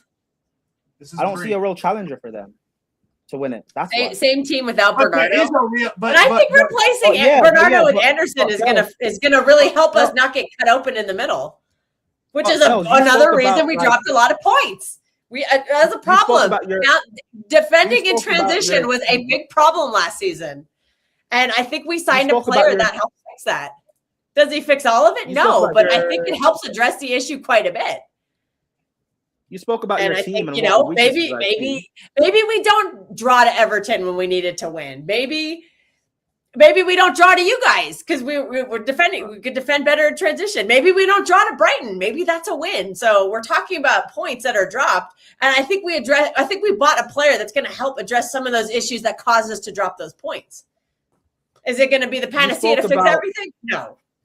But I think it will help. I think Anderson will help us retain points in those situations that we dropped them in last season. I don't rate Anderson. Kels, you spoke about weaknesses. I know you don't. Team. Well, again, I rate Donnarumma. I think he's a world-class goalkeeper. However, if Maresca is going to do what he did for the first half for the first half of the season in his first season at Chelsea, where he was forcing Sanchez to play out the back and he kept costing us, and he does the same thing with Donnarumma. Yeah, that's gonna. Yeah, then Sanchez. That's why I say that's why I'm saying he's a young manager. He's learning, so he's gonna do dumb shit. Now, you guys have better players. This is a fair point on Anderson, too. Now, you guys have better players than what Chelsea have. And I said this to you when you appointed Maresca, because you have Haaland and Cherky. You have players that will save you in games that we didn't have at Chelsea. But that doesn't then equate to you guys, I think, winning the league. Sure. So. But I don't know if you saw this point that I put up, Prime, but I think this is a fair comment about Anderson. Says he helps with legs and tackling, but doesn't help with controlling games I wouldn't say cut open. I think he'll help with being cut open, but I definitely agree he's not going to help with controlling games. And you spent. But if he can win the ball back, that can help. Because we did not have any ball winner at that point. Just go get Tyler Adams. Then you spent over 100 million on a ball winner. Congratulations, then. Yeah, I like think like we'll do more than that, but that is just one thing I think that was. So did we. Especially if Rodri. Oh, boom! If Rodri goes, Hendo. Anderson can't be your star midfielder. No, and I agree with that. If Rodri goes, I am not putting us in the title conversation at all. That to me is like, with Rodri, we can win the league. I would not predict us to, but we can. Without him, I think we are in a top 4 race. I don't think we have any chance of the league without Rodri. That's fair. Yeah. Danielle, you always saying I think of the out of the remaining teams, I think City is the best bet, but I don't think you're good enough. That's why I say Arsenal will just retain it. That's fair. I'm not going to disagree with you. Yeah, and that's my point of why Arsenal will just retain it by default. I think they have. Yeah, to. we'll see. Again, I agree that they'll be the favorites, but we've also seen many times it is hard to retain a league. Yes. And what City did, winning it that many times, is just not. It just doesn't happen. I agree. Retaining the league is hard, but I don't think in previous seasons of the Prem, a title winner has gone into a season where the rest of their supposed challengers are this weak. Yeah, but I don't. Well, remember when Liverpool won, all it took was one injury and they were out. Oh shit! Fulham bought another. When Van Dijk got injured, they were done. They could not. Everyone had Van Dijk towards ACL. Charles, they had prime Pep City competing with. But they still I get your point. I see what you're saying. But I don't think that. Listen, Liverpool fans can cry about Van Dijk. Even if Van Dijk was fit, I don't believe they retained that title. Regardless, they had prime Pep City chasing them. This season we're going into, there's no Pep. If Pep was still at City, I would say Pep can win it. But he's not there. Okay. Liverpool don't have a world-class manager. Chelsea don't. United don't. Like, where's the role? Like, I don't know. I just think Arsenal have to. Maresca is going to cook this dusty league. There you go. They totally could. Listen. I hope if they do Prime, I'm coming for you. I hope so. hey, I hope so. But I'm just being realistic. Should we bet an Irish spice bag on it? Steve knows how much I love Maresca, but just being realistic, I don't expect him to. Not with how your team looks. That's fair. By the way, Fulham got another.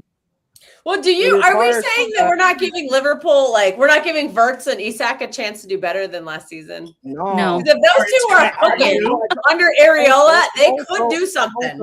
Yeah. Also, they would probably be a team that scores a lot and concedes a lot because I don't rate their back line. But you never know. A team that scores a lot and concedes a lot good enough to win the title? No. Yeah, because a team that yes, Prime. I'll tell you what. Because Arsenal are a team that's not good enough going forward, but more than good enough defensively. If you do the inverse, they can do that. Yes, Liverpool can score, especially because no. Steve, that's not the inverse. That's true. Yeah, this is also true. They gave up 4 leads. Charles just said Liverpool are going to score a lot and concede a lot. That's not the inverse of Arsenal. Yeah, and Arsenal are Arsenal are not going to concede much, but they're not going to score a bunch. That is the inverse. Yes, it's the opposite. But goals win games. Defense wins titles.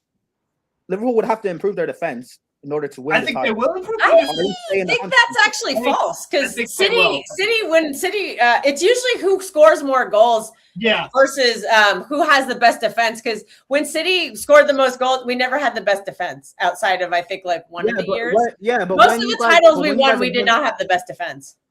But when the titles you have won, you guys were in the top 3 defenses in the league. Yeah, but that's different. Being top 3 and being number 1 is different. You have one of the best defenses in the league. Serie A is a league in the past 10 or 15 years. I don't know enough about Serie A to be able to argue. No, but I'm saying, bro, I don't know enough about Serie A to argue against you, though. Mate, I'm saying in Serie A, usually, 13 out of the past 15 years, it has been first place defense is the title winner, okay? The Premier League's not like that, though. It's less. Kels is right. Yes, but Man City in 17-18. no, I think we're the second best defensive. Yes, but defense 18-19, I having think one they of were the best, second or third best defensively. but, They were top yes, goal but scorers. Steve, having one of the best defenses. Yeah, and I think Liverpool can do that. Yeah, I think a lot of them don't end up winning the league, though. Liverpool could be top 3 defensively. I'd have to look at the stats, but sorry, we can't do stats. Sorry, Mateus, no stats allowed. Because those City teams that were scoring goals and breaking records also had one of the best defenses in the league. Not number one. But we were never number one. Your defense wins I titles. think the argument you're trying to make is that number one probably means you win the league when No, I I don't think didn't say does. number one. I didn't say number one. I said one of the best. Just what City had. I think Liverpool can have one of the best defenses in the league next year. And they're going to be Really? Liverpool are going to be leaky. yes.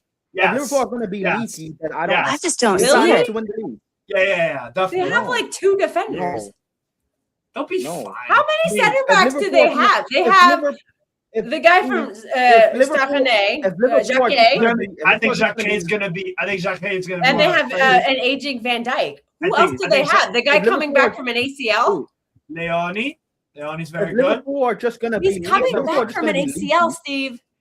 If So Liverpool I are just going to be can't- leaky all season, I don't Gomez see where injured. how that's enough to. I don't see how that's enough to win it. If they're just going to be They leaky. could be top 3 teams. Steve, it's a stinky take. I don't know. Maybe if this was Van Dyke from like 4 years ago, but come on, man. Van Dyke's been declining for a couple seasons now. That aura defending. Yeah, that Pete's butt defending. That was so funny.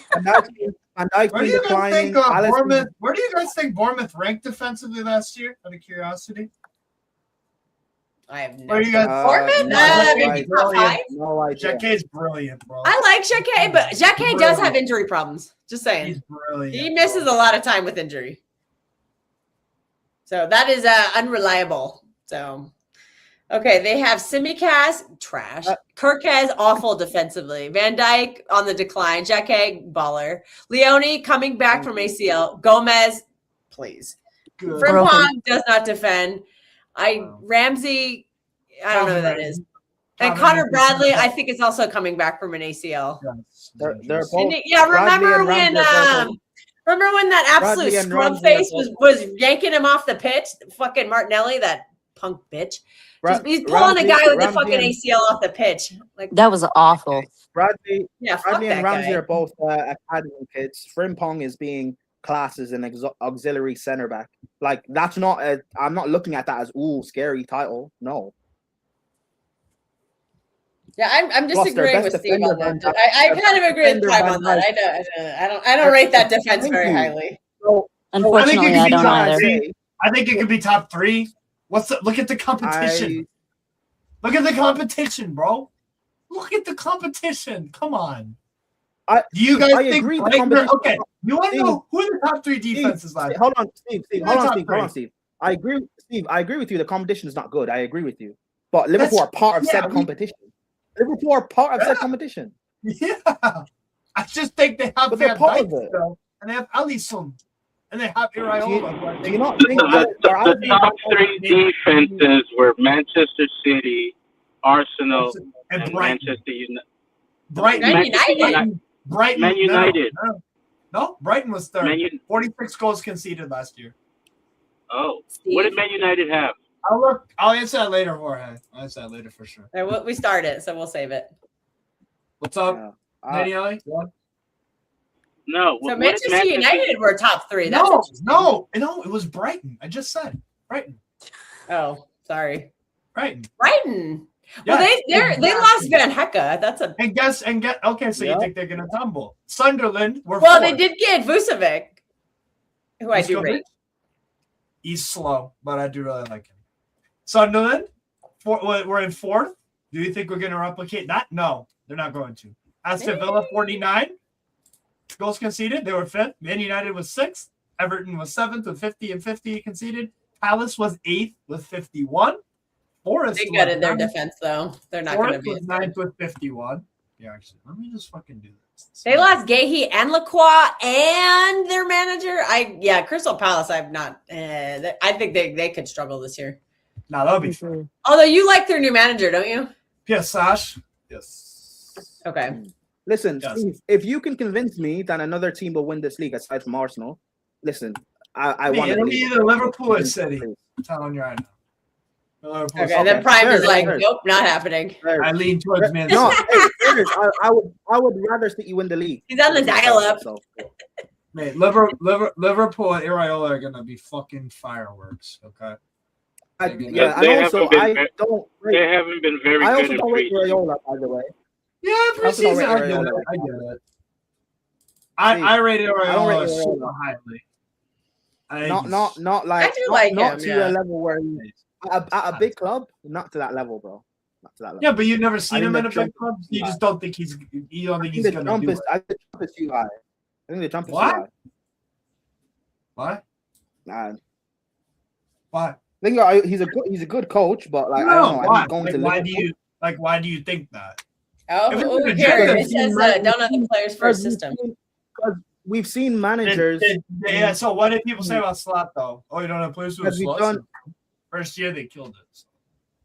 Anyways, we've seen managers do well at smaller sides and make the jump off and crumble. Yeah. Yeah, So that Not be is able to true. handle the pressure. So what about Iraola Not be able gives to you handle that the vibe? pressure. Yeah. So what about Iraola gives you that vibe? I just don't expect him to be able to like His challenge or win forwards, the league. Steve. Also- His forwards. Also, Forward, bro, also- Joki's amazing at developing wingers. Amazing. also, I look at Liverpool. I also look at Liverpool's You team. not see I Krupi just and don't. I don't think their team is like, good enough to. Plus, they haven't. What business have they really done? Yeah, but that's They're about about to Liverpool. sign- Yeah. Liverpool. So you don't think Iraola is a good enough coach to get more out of their players? That's what you're saying, Prime. To be able to Get better out of their the players. title, no. Slot did. Keep in mind, Slot to be able was to be. No, but Steve, you're saying get more out of the players. I'm saying to challenge for the title. They're gonna take Duffo challenging for the title. To be able to win it, like no. They need to do Obviously, more. he's going to get more. Obviously, he's getting more than Stop, but like that doesn't mean much. They Also, need to. Liverpool squad. I don't think it's like ready yet. No. That's fair. That's fair. So They need to do a Hey, lot listen, more. listen, Iraola is going I to would do love- very well. listen. I would Where do you love think- so to where be do you proven guys- wrong. I would love to be proven wrong and City to win the What are we league, but doing? What are we unfortunately, doing? what? Iraola almost got fucking Bournemouth. Yeah, he almost got Bournemouth into the Champions League. That's pretty insane. And you're telling me with some better players like Florian Wirtz, And Isak and freaking even Hakpo, he'll get him scoring goals.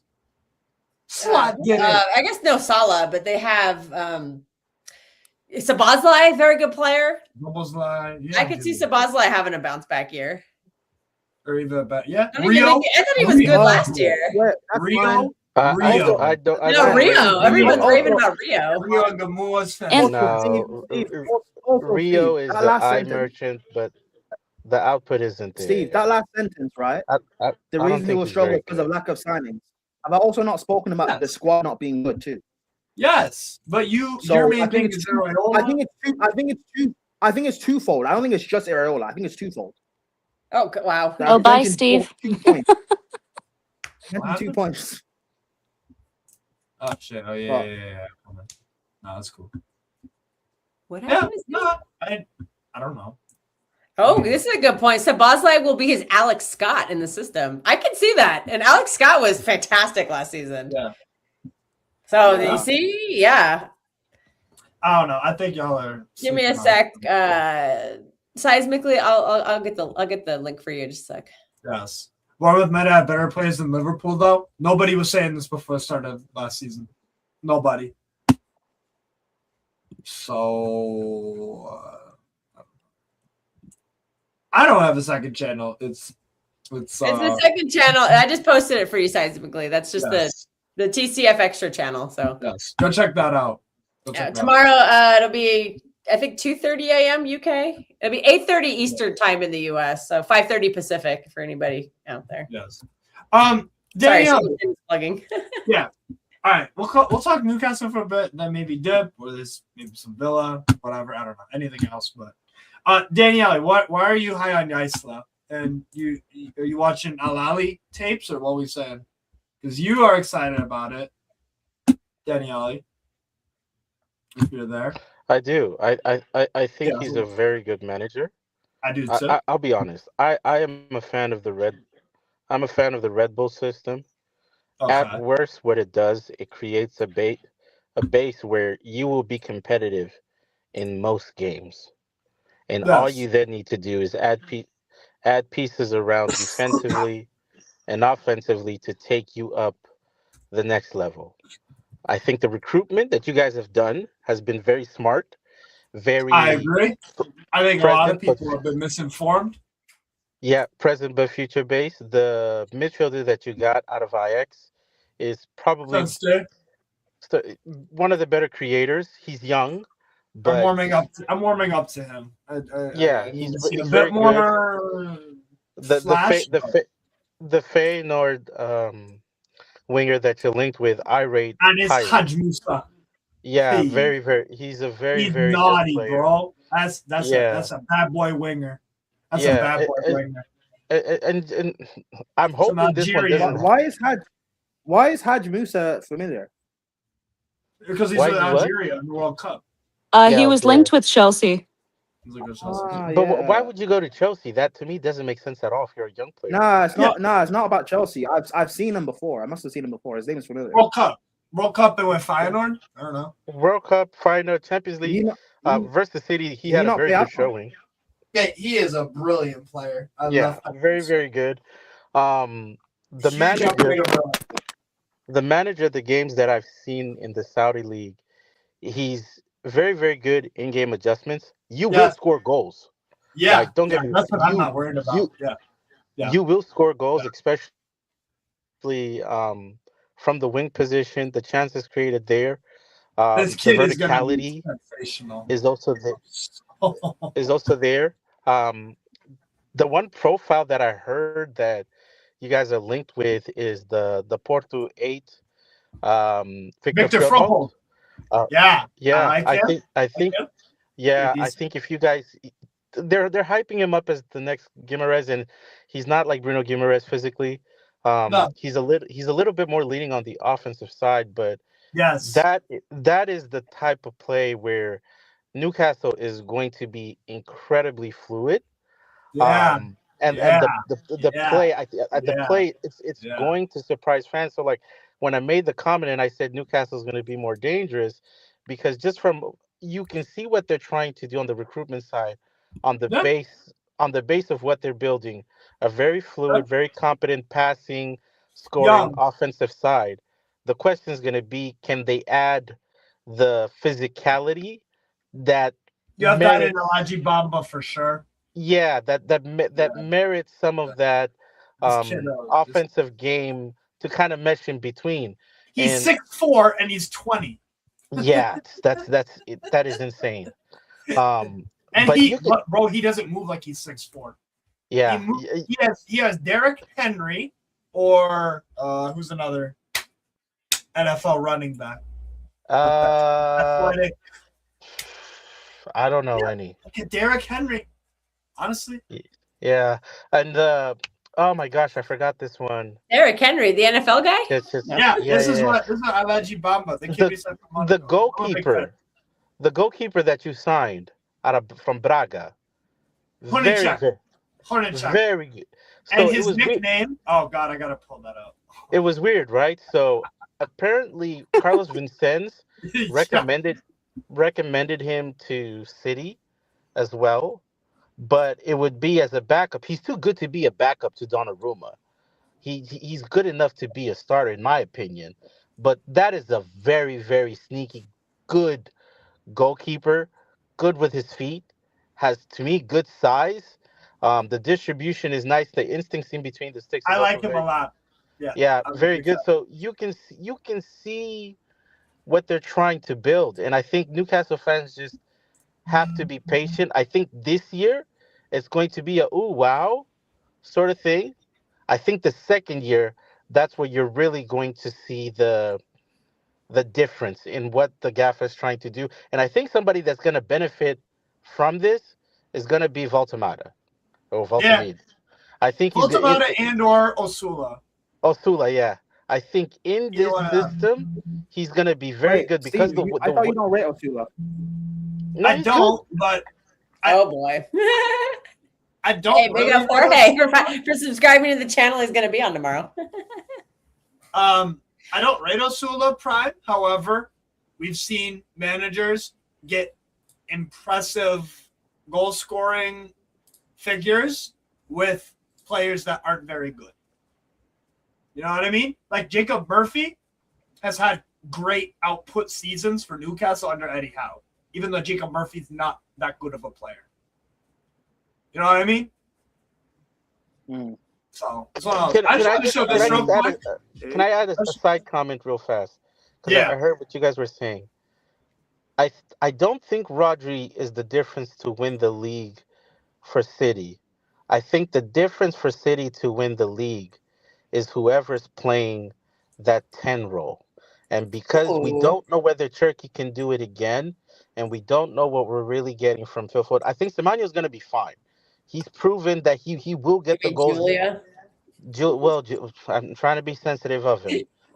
I think Doku, even in his purple patchness, there's a threat there, and Holland will be Holland.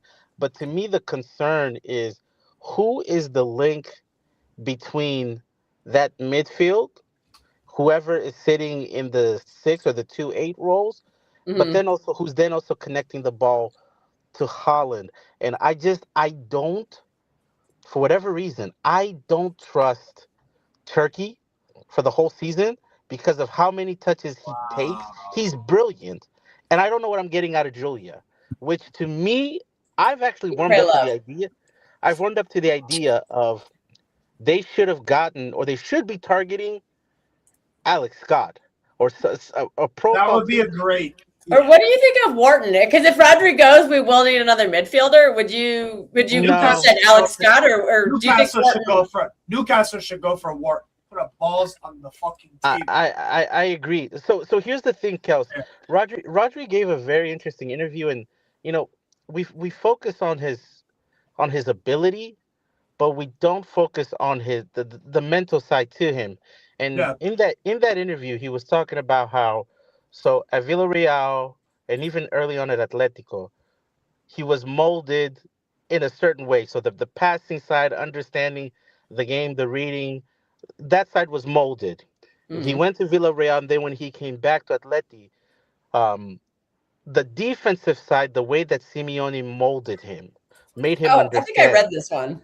Yeah, and then coming to Pep and understanding how to play that midfield, this guy, he has a almost like a master's degree, a Hmm. PhD in playing the midfield role, understanding from a physicality, a tempo, a passing, Hmm.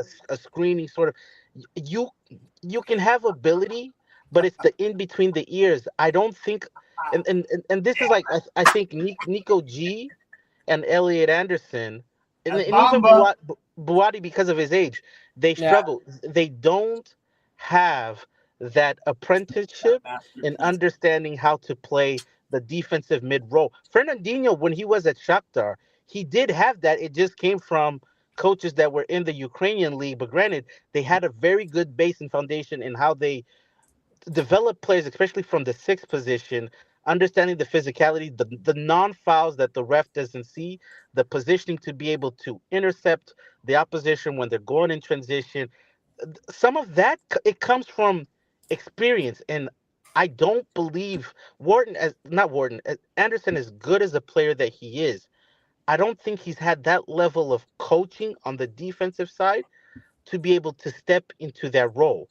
Bouaddi, just Yeah. by age, he doesn't have the boots of the apprenticeship. And Nico G, who I like and I rate a lot, he was in a system in La Masia that unless you're Sergio Busquets, your your midfield training tends to lean more on the offensive side, not so much on the defensive side, which means whoever is going to be in that midfield position is never going to be defensively to the Rodri Fernandinho level. It's going to take time, which Mm-hmm. then means who's ever in the 10 or the advanced 8 role, how good are you?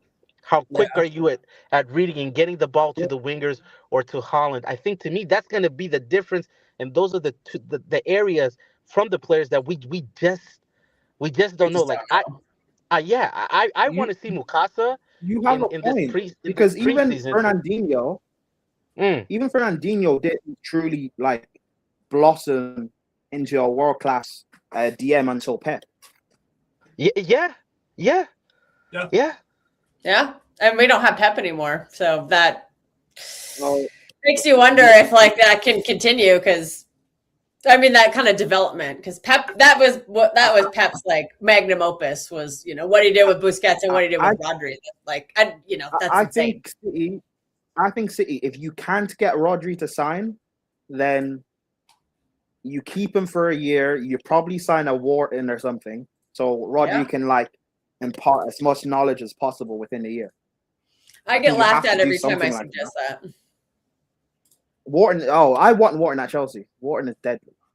I think in Newcastle, I'd love us to put our balls on this because nobody's going for him right now. Yeah, my only concern with Wharton is off ball. I think he's a little weak. Don't worry about. But if you pair him with Anderson, like that kind of, I think they complement each other. Wharton, I was making the point Wharton, earlier. everyone says that Wharton off the ball is weak. That's not true. If you partner Wharton with a Bruno G, a Caicedo, a Declan Rice, he'd be fine. Like he's perfect. He's fine. Steve, Nuno Espirito Santos, was he Anderson's last coach? No. Oh, okay, so you want to know something? It was Vitor Pereira. Vitor Pereira. Okay, you want to know something very crazy that I saw? So the play that Argentina had, or the sequence of plays, where they would get the ball, switch it to Messi on the wing, and Messi would either feint inside but take it outside for the cross, or in the second instance, fake it outside and they take it inside. There is an exact play from what's it called? From Nottingham Forest, where the same sequence only.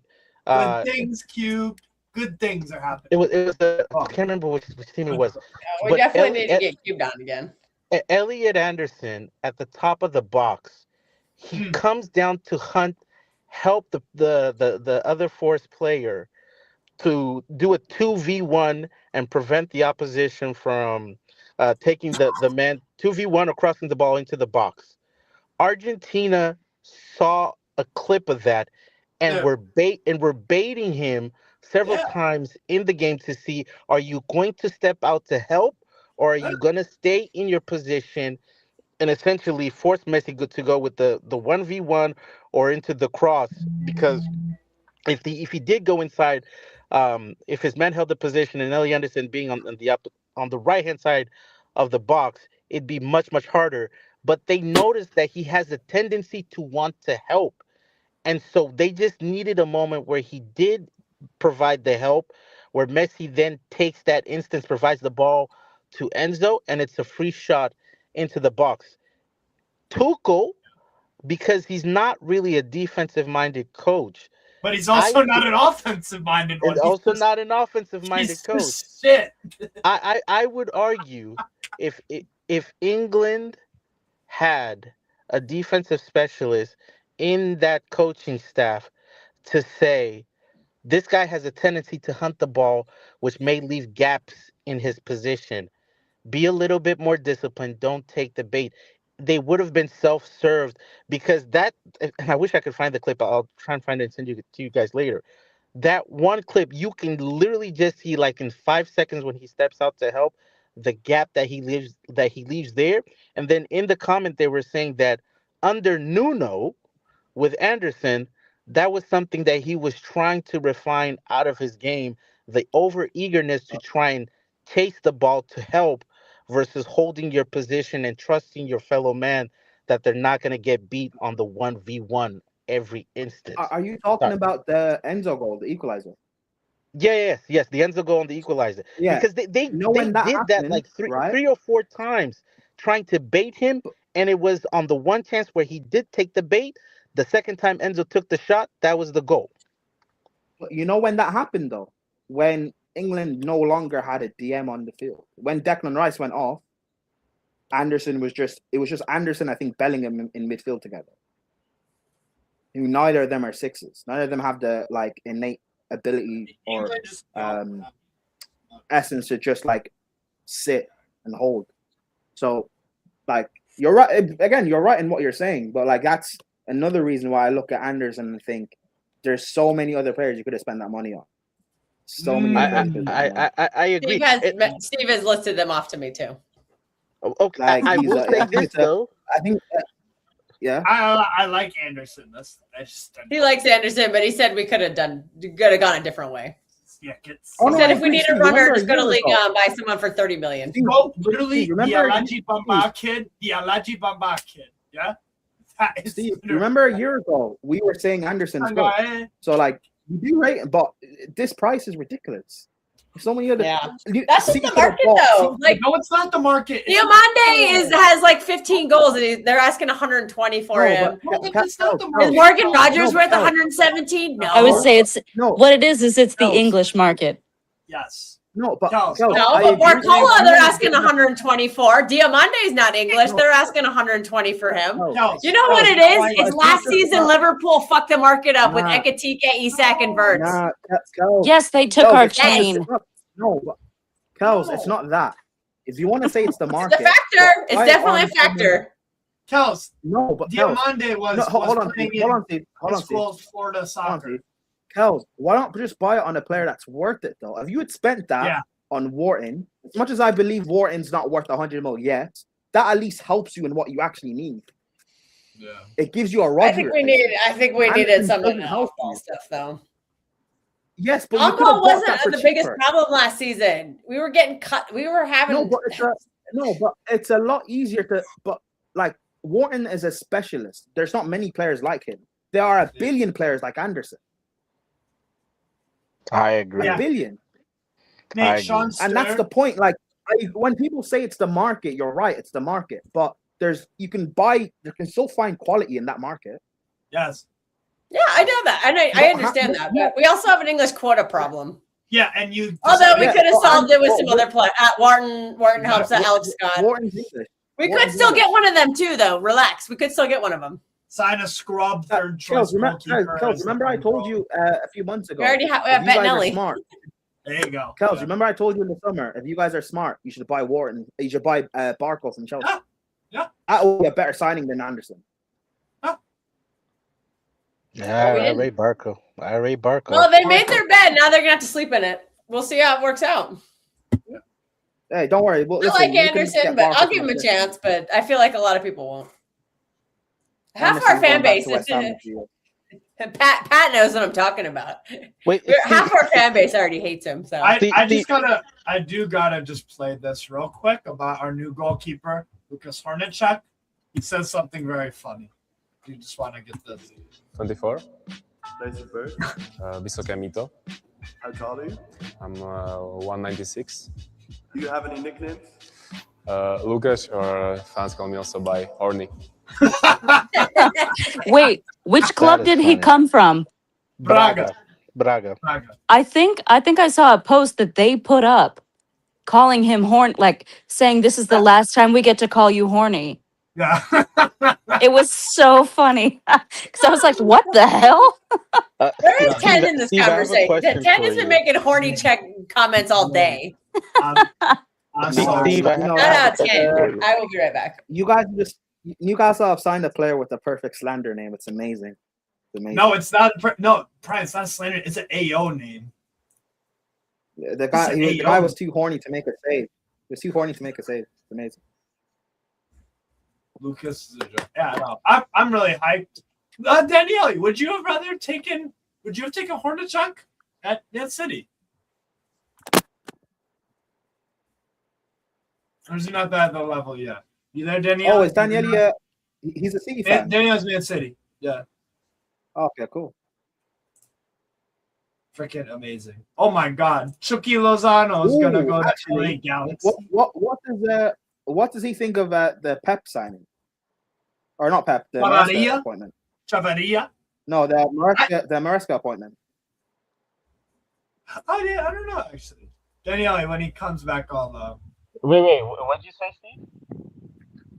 What do you think was of wondering Maresca? what you thought of Maresca to City. And actually, Bree, I want to know your opinion on this too after Daniele.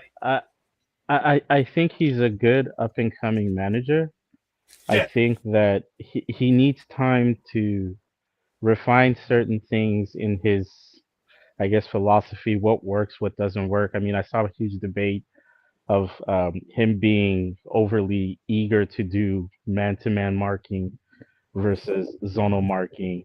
And I guess first game in preseason, they went to a zonal marking. So how much of it is him leaning in on some of the stuff that Pep was doing, and him watching from afar and seeing if it works with the squad. So I think he's a better manager than the fan base gives him credit for. I mean, I think it's over a 60% win rate in most of the clubs that he's been at outside of Parma, which is good. The good reputation from the former players, they tend to like him. He just needs time and he needs to grow and see like what is his strength, what are his weaknesses that he can iron out, and they just need to give him the players. I was actually going to ask this. Sorry, before you go to Bree, but I was going to ask you. I was going to ask you, Steve. I saw an interview because this is what I've been trying to do. Besides just watching some of the tape, is watching the interviews to get the human side on some of the players that have been recruited in. And on Bouaddi, a lot of the LOSC or Lille coaching staff have been saying that he has a very good in-game ability to read the game, but then also almost make the recommendation in the adjustment to the coaches. And there's one clip, I think. Yeah, so learns on the fly. Yeah, learns on the fly. So to me, that's going to be the question where I was talking about Rodri is his football IQ versus Maresca's footballing IQ and philosophy in the midfield. Can they see the same thing? Can they make the same adjustments? Or will he have to blend into what Maresca wants to do with his system? And I think the same thing applies to Anderson. I don't know if Anderson has as high of a footballing IQ as they talk about Bouaddi or even when they talk about Rodri. So to me, that's where I want to see what Maresca does with the players. Because one thing that was very consistent under Pep, when he had the players in their prime, they were smart players. And I don't know if we have the same degree of smart players now in key positions.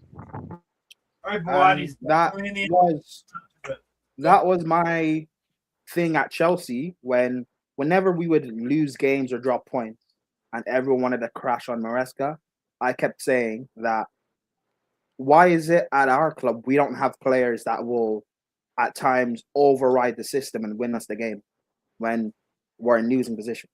At least now at City, in Pep's first year or Maresca's first year, when things are a bit up and down or certain games aren't going the way they are with the tactics, because they have Haaland, Cherky, Doku, etc. Donnarumma and goal. They have enough players to just like break a game and win it for them. Yeah, match winners.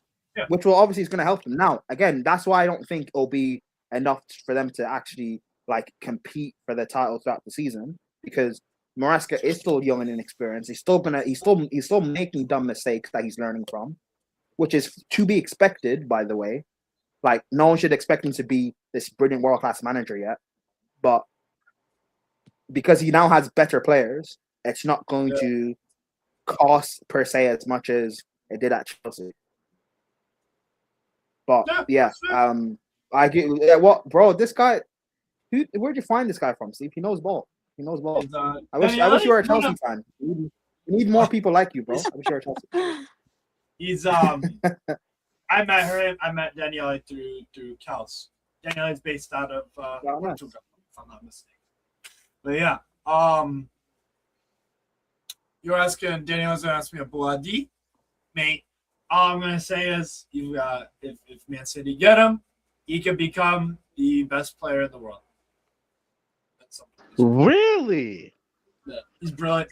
I've been watching Liga for 7-8 years now. He is very much high up on the list of prospects and young players that have caught my eye and that I've been very fixated on. Like I've watched best player in the Bouaddi for world. about 3 years. I've watched Bouaddi for 3 years. Steve, best player in the world. Yeah, he could be. Yes. Yeah. I That's- don't say wait, that. so, Bouaddi okay, plays it? Bouaddi could be one of them. what's Yes. his- He could be what- one of them. Cal's only comes back when it's time Same to play. with me. There's a list. I'll put I that on my had to list. get some food. I'm hungry. Unlike Steve, I actually What eat. is, Steve, what is his player profile? A superstar. Ooh, That's what he is. how That's descriptive. not Me. that's not a player profile. Yeah, it is. Like Yeah, it what is like his strengths and weaknesses? What is he as a player? What's his strengths? What is his He's weaknesses? fucking techie as fuck. He is. He's just magic, bro. Honestly, he's fucking. Not just magic. techie as fuck. Yeah, he's techie as My fuck. favorite measurement. He makes the game, mate. He makes the game look so easy. Is there a He's player you could compare him to? Physical enough. He's shifty. I'm not really huge on player comparisons. I guess. Just to ballpark it. Is he similar to I Wharton? want Is he to ask similar to Because Stiller? Is he asked for similar? a You know, player stuff like profile that. and you can't give No. one. Oh, Because I asked for a player profile, you can't give one. So I just want to know like what his. is he similar to Tonali? No, No, God no. you mentioned him. You said that he's like Tonali with the whole No, 6'8" he has guy. no. He has the Tonali issue where people want to say he's box to box, but I like him deeper Yeah. because his You vision. know what? and You know what? I intelligence- hate Eddie Howe for doing. Yeah, Eddie Howe for for making ruining it a Tonali. Tonali box to box. Everyone Yes. thinks he's a. Everyone thinks he's just box to box Declan Rice player. He's not, bro. He's a He's sitter. not. I Exactly. hate that. I hate Eddie Howe for ruining him, bro. Yes. Not even gonna lie. Yes. Even Bruno G, right? Do you not remember Bruno G in Ligue 1? Was he not more of a creator than a DM? Yeah. No. It was Ah. more of. It was more of. It was Paqueta. It was Like an attack. Yeah, like okay. Paqueta, Guimarães, and the other one was Cocorette. Tolisso. Tolisso, yeah, Cocorette came after Tolisso. Wasn't you're right. Turkey there too? And Kakere. True, but like no Yeah. one. Yeah, but no one. Yeah, but And no one. Turkey. But no one spoke on. Jason Yeah, but no one Denayer. spoke on Bruno. No one spoke on Bruno G like he was this combative DM though. No, he wasn't, and he Not never that because time. he's not. So, He's yeah, but fucking Eddie nuts. Howe's ruined both Is of them. Bouaddi? And credit to Tonali. Bouaddi combative? They're two in the prem, No. but still. Bouaddi's combative, yes, I'd say so. Yes, he gets mixed up. Yes, I don't. The only thing lacking by Bouaddi is shooting. Yeah, I don't think he's ever scored a goal. No. 0 goals. No, he's. You think he can develop into a tempo setter with the right coaching and the right players Of around course. him? Yes. Okay. Yeah, without a shadow. There of a you doubt. go. There you go, Daniele. So Because I if we think he can turn into that, why would we buy Wharton? I love the way he shapes up to the ball. Is the I like Bouaddi what- thing confirmed? Is that confirmed? No, they're just fantasizing. It's not official, but it sounds like it's going It's to. looking But again, it's not That's good. official. That's good. You guys get Bouaddi, let Chelsea get Wharton. That's good. But no, he's He What is, happened to Enzo then if you get Wharton? That guy can go on Instagram Live again, bro. Like, he's not staying. This is I hope my, he's not staying. So This that is guy my can list. fuck that. This is like my wonder team. Mbappe! The ones that are going to make it and be superstars. This is my What list. did I say? I Bouaddi literally is- tweeted about Ethan Mbappe yesterday, and everyone's like, "It's a project player." I'm like, "Fuck off." How do they know? How do they know it's a They project? don't. Exactly. They don't. Because of his, I literally wait, tweeted Ca- it yesterday. Calvin- Wait, Yeah. wait. Who's Kevin Sullivan? Yeah. Mhm. Oh, That He's an is American? Irish ass name. Calvin American. is, That's an, he's fantastic. that's an Irish ass name, bro. he's I think he is. he's part- German and Bangladeshi. Random. Wow. What a combo. Right. That is I do random. agree with most of What? I do agree with this list of yours. I've never seen Himbert, so I can't comment on him. Yeah, but me the in rest there. I have You're seen, in and the there. rest are all pretty. Cows. damn- It's Wait, hold Imbert. on. Imbert. Because he's He's French. Bangladeshi, and his name is called Kevin Sullivan. That is fake. That's not real. No way. Rodrigo. Look at Rodrigo. Everyone calls Rodrigo a. But I Yeah, think but these people kids, people call Rodrigo a Bangladeshi because of his ability, not because of what he looks like. Well, because of what he looks like too. Yeah. But yeah, I was just saying, let's be real. He definitely looks Bangladesh. yeah, these guys are. You know, people live all around the world, so you know. Yep. You know, that's Havin just Sullivan, crazy name. Haven Sullivan. Yeah, we've been watching him a little bit. We'll let you know next time we do a watch along of his. Mate, He's a baller, man. He's very good. Havin I love Sullivan. We might actually get an American who makes it at City when we're good. Yeah. Because I got into City when they had Americans, but that's when City were bad, and that's the only reason we had Americans is because we weren't good back then. So now that we're good, it's like no Americans. What Americans? Oh, no, I do think this current City team. I think Jedi Robinson would be. I think he's good enough to play. Yeah, but you don't need a left back because number one, you do the weird O'Reilly left back thing, which I'm not. Yeah, we don't. Yeah, and we have Nori, but I'm just saying if there was an American who's good enough for this current version of City, I think it would be Jedi Robinson. Charles, I'm telling you right now, O'Reilly's going to be a left back for the rest of his freaking career if it's gonna go like this. Yep. Just play him in midfield. Oh, by the way, O'Reilly, right? Doing that Kukurea box crashing thing. Oh, that's gonna be amazing. That's gonna be amazing. Mm-hmm. Yeah, but I'd rather see him in midfield because he's a midfielder. But do you think he can develop into a tempo setter? Who? Nico O'Reilly, because Pep Guardiola said he thought he could. Yeah, because O'Reilly's O'Reilly's a freakishly complete footballer. Mate, I trust him to do so much on a foot. I trust him to be given a task on a football pitch, play a role, and do a good job at it. I think he's too young to be a tempo setter. He's way too young. Oh no, but can he develop into one? That was my question. I mean, not is he one now? Can he become one? In his mid to late 20s, yeah. Sure, age is whatever. And he might, maybe if he does that inverting role, that could start it. I don't know. No, but that doesn't, because nobody's a tempo setter from left back inverting. That's not a thing. True. I mean, kind of. No. Because at times Maresca did it with our fullbacks, but then again, we didn't have midfield depth, so he had to. I remember there was a Conference League knockout stage game. He played Reese and Correa as the You can do tempo setting. You could play a left. Yeah, you could play a left. Well, you can do that against Postman from Bulgaria. Yeah, bro, that was so funny to see. They were both playing as DMs. It was amazing. O'Reilly is a unicorn. You can mold him into whatever you want because he's such a good football. He's such a complete football. Same thing with Zaire Emery. I should have put a lot of unicorns. To be fair, I should have put him on my list. O'Reilly and Zaire Emery. You forgot Zaire Emery, baller.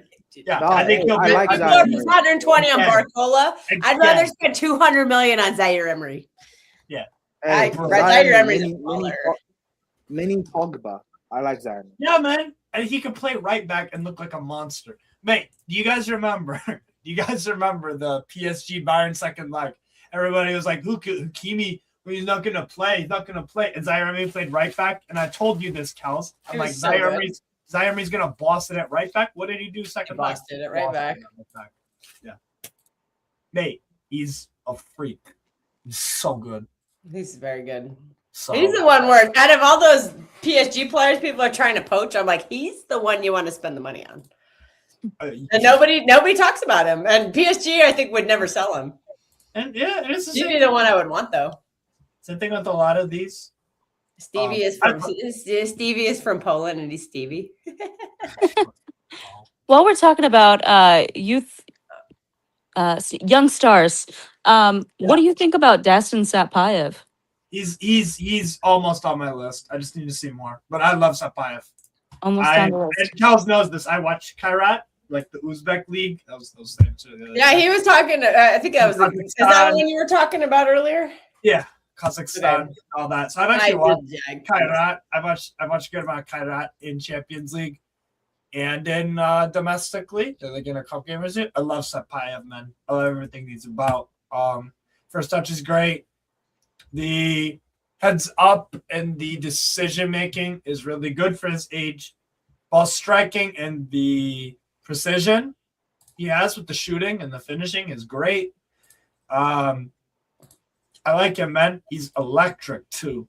My God, he is electric, dude. He has that like an Endrick. Endrick is electric. It's like, yo, if you have to defend against him, you have to be, my God, you have to cover wide out. Like you don't know where he's gonna go, left, right. He's crazy. So I think Sapayev is top. All right, cool. He's one that we've only seen very limited minutes in preseason, but I'm really excited about him. I think he's only 17. He's still technically like a trialist until the end of the preseason. So that sounds like somebody who's ripe to go to Strasbourg. Aguero. Could be. Hello to Strasbourg. Yeah, he does have some Aguero. He does have some Aguero to him. That goal he scored against. I know again it's Sydney, so whatever. But that strike is better than I've ever seen. It's better than I've ever seen of the last. I'm not gonna lie. Or Delap. Liam Delap dance. No, I can't stand him. I respect Jackson, but Delap, like he's never done anything good than that goal. He's never done. He got sent off once. He broke Jed Spence's jaw. There was that. Why is that a good thing? He's an enforcer. Wrong sport. You know, he so basically he is linked with Nottingham Forest. I think he's gonna go be the owner's bodyguard. Yeah, so basically what you told me is that the lap is a thug. That's what he is. He's a thug. Basically, yeah. And he's like a math genius. Oh wow, really? His dumb face. Wait, so you're saying that dumb face, there's actually something behind his eyes? Oh yeah. Wow. It's surprising because they kind of, cross a little bit, but it's insane.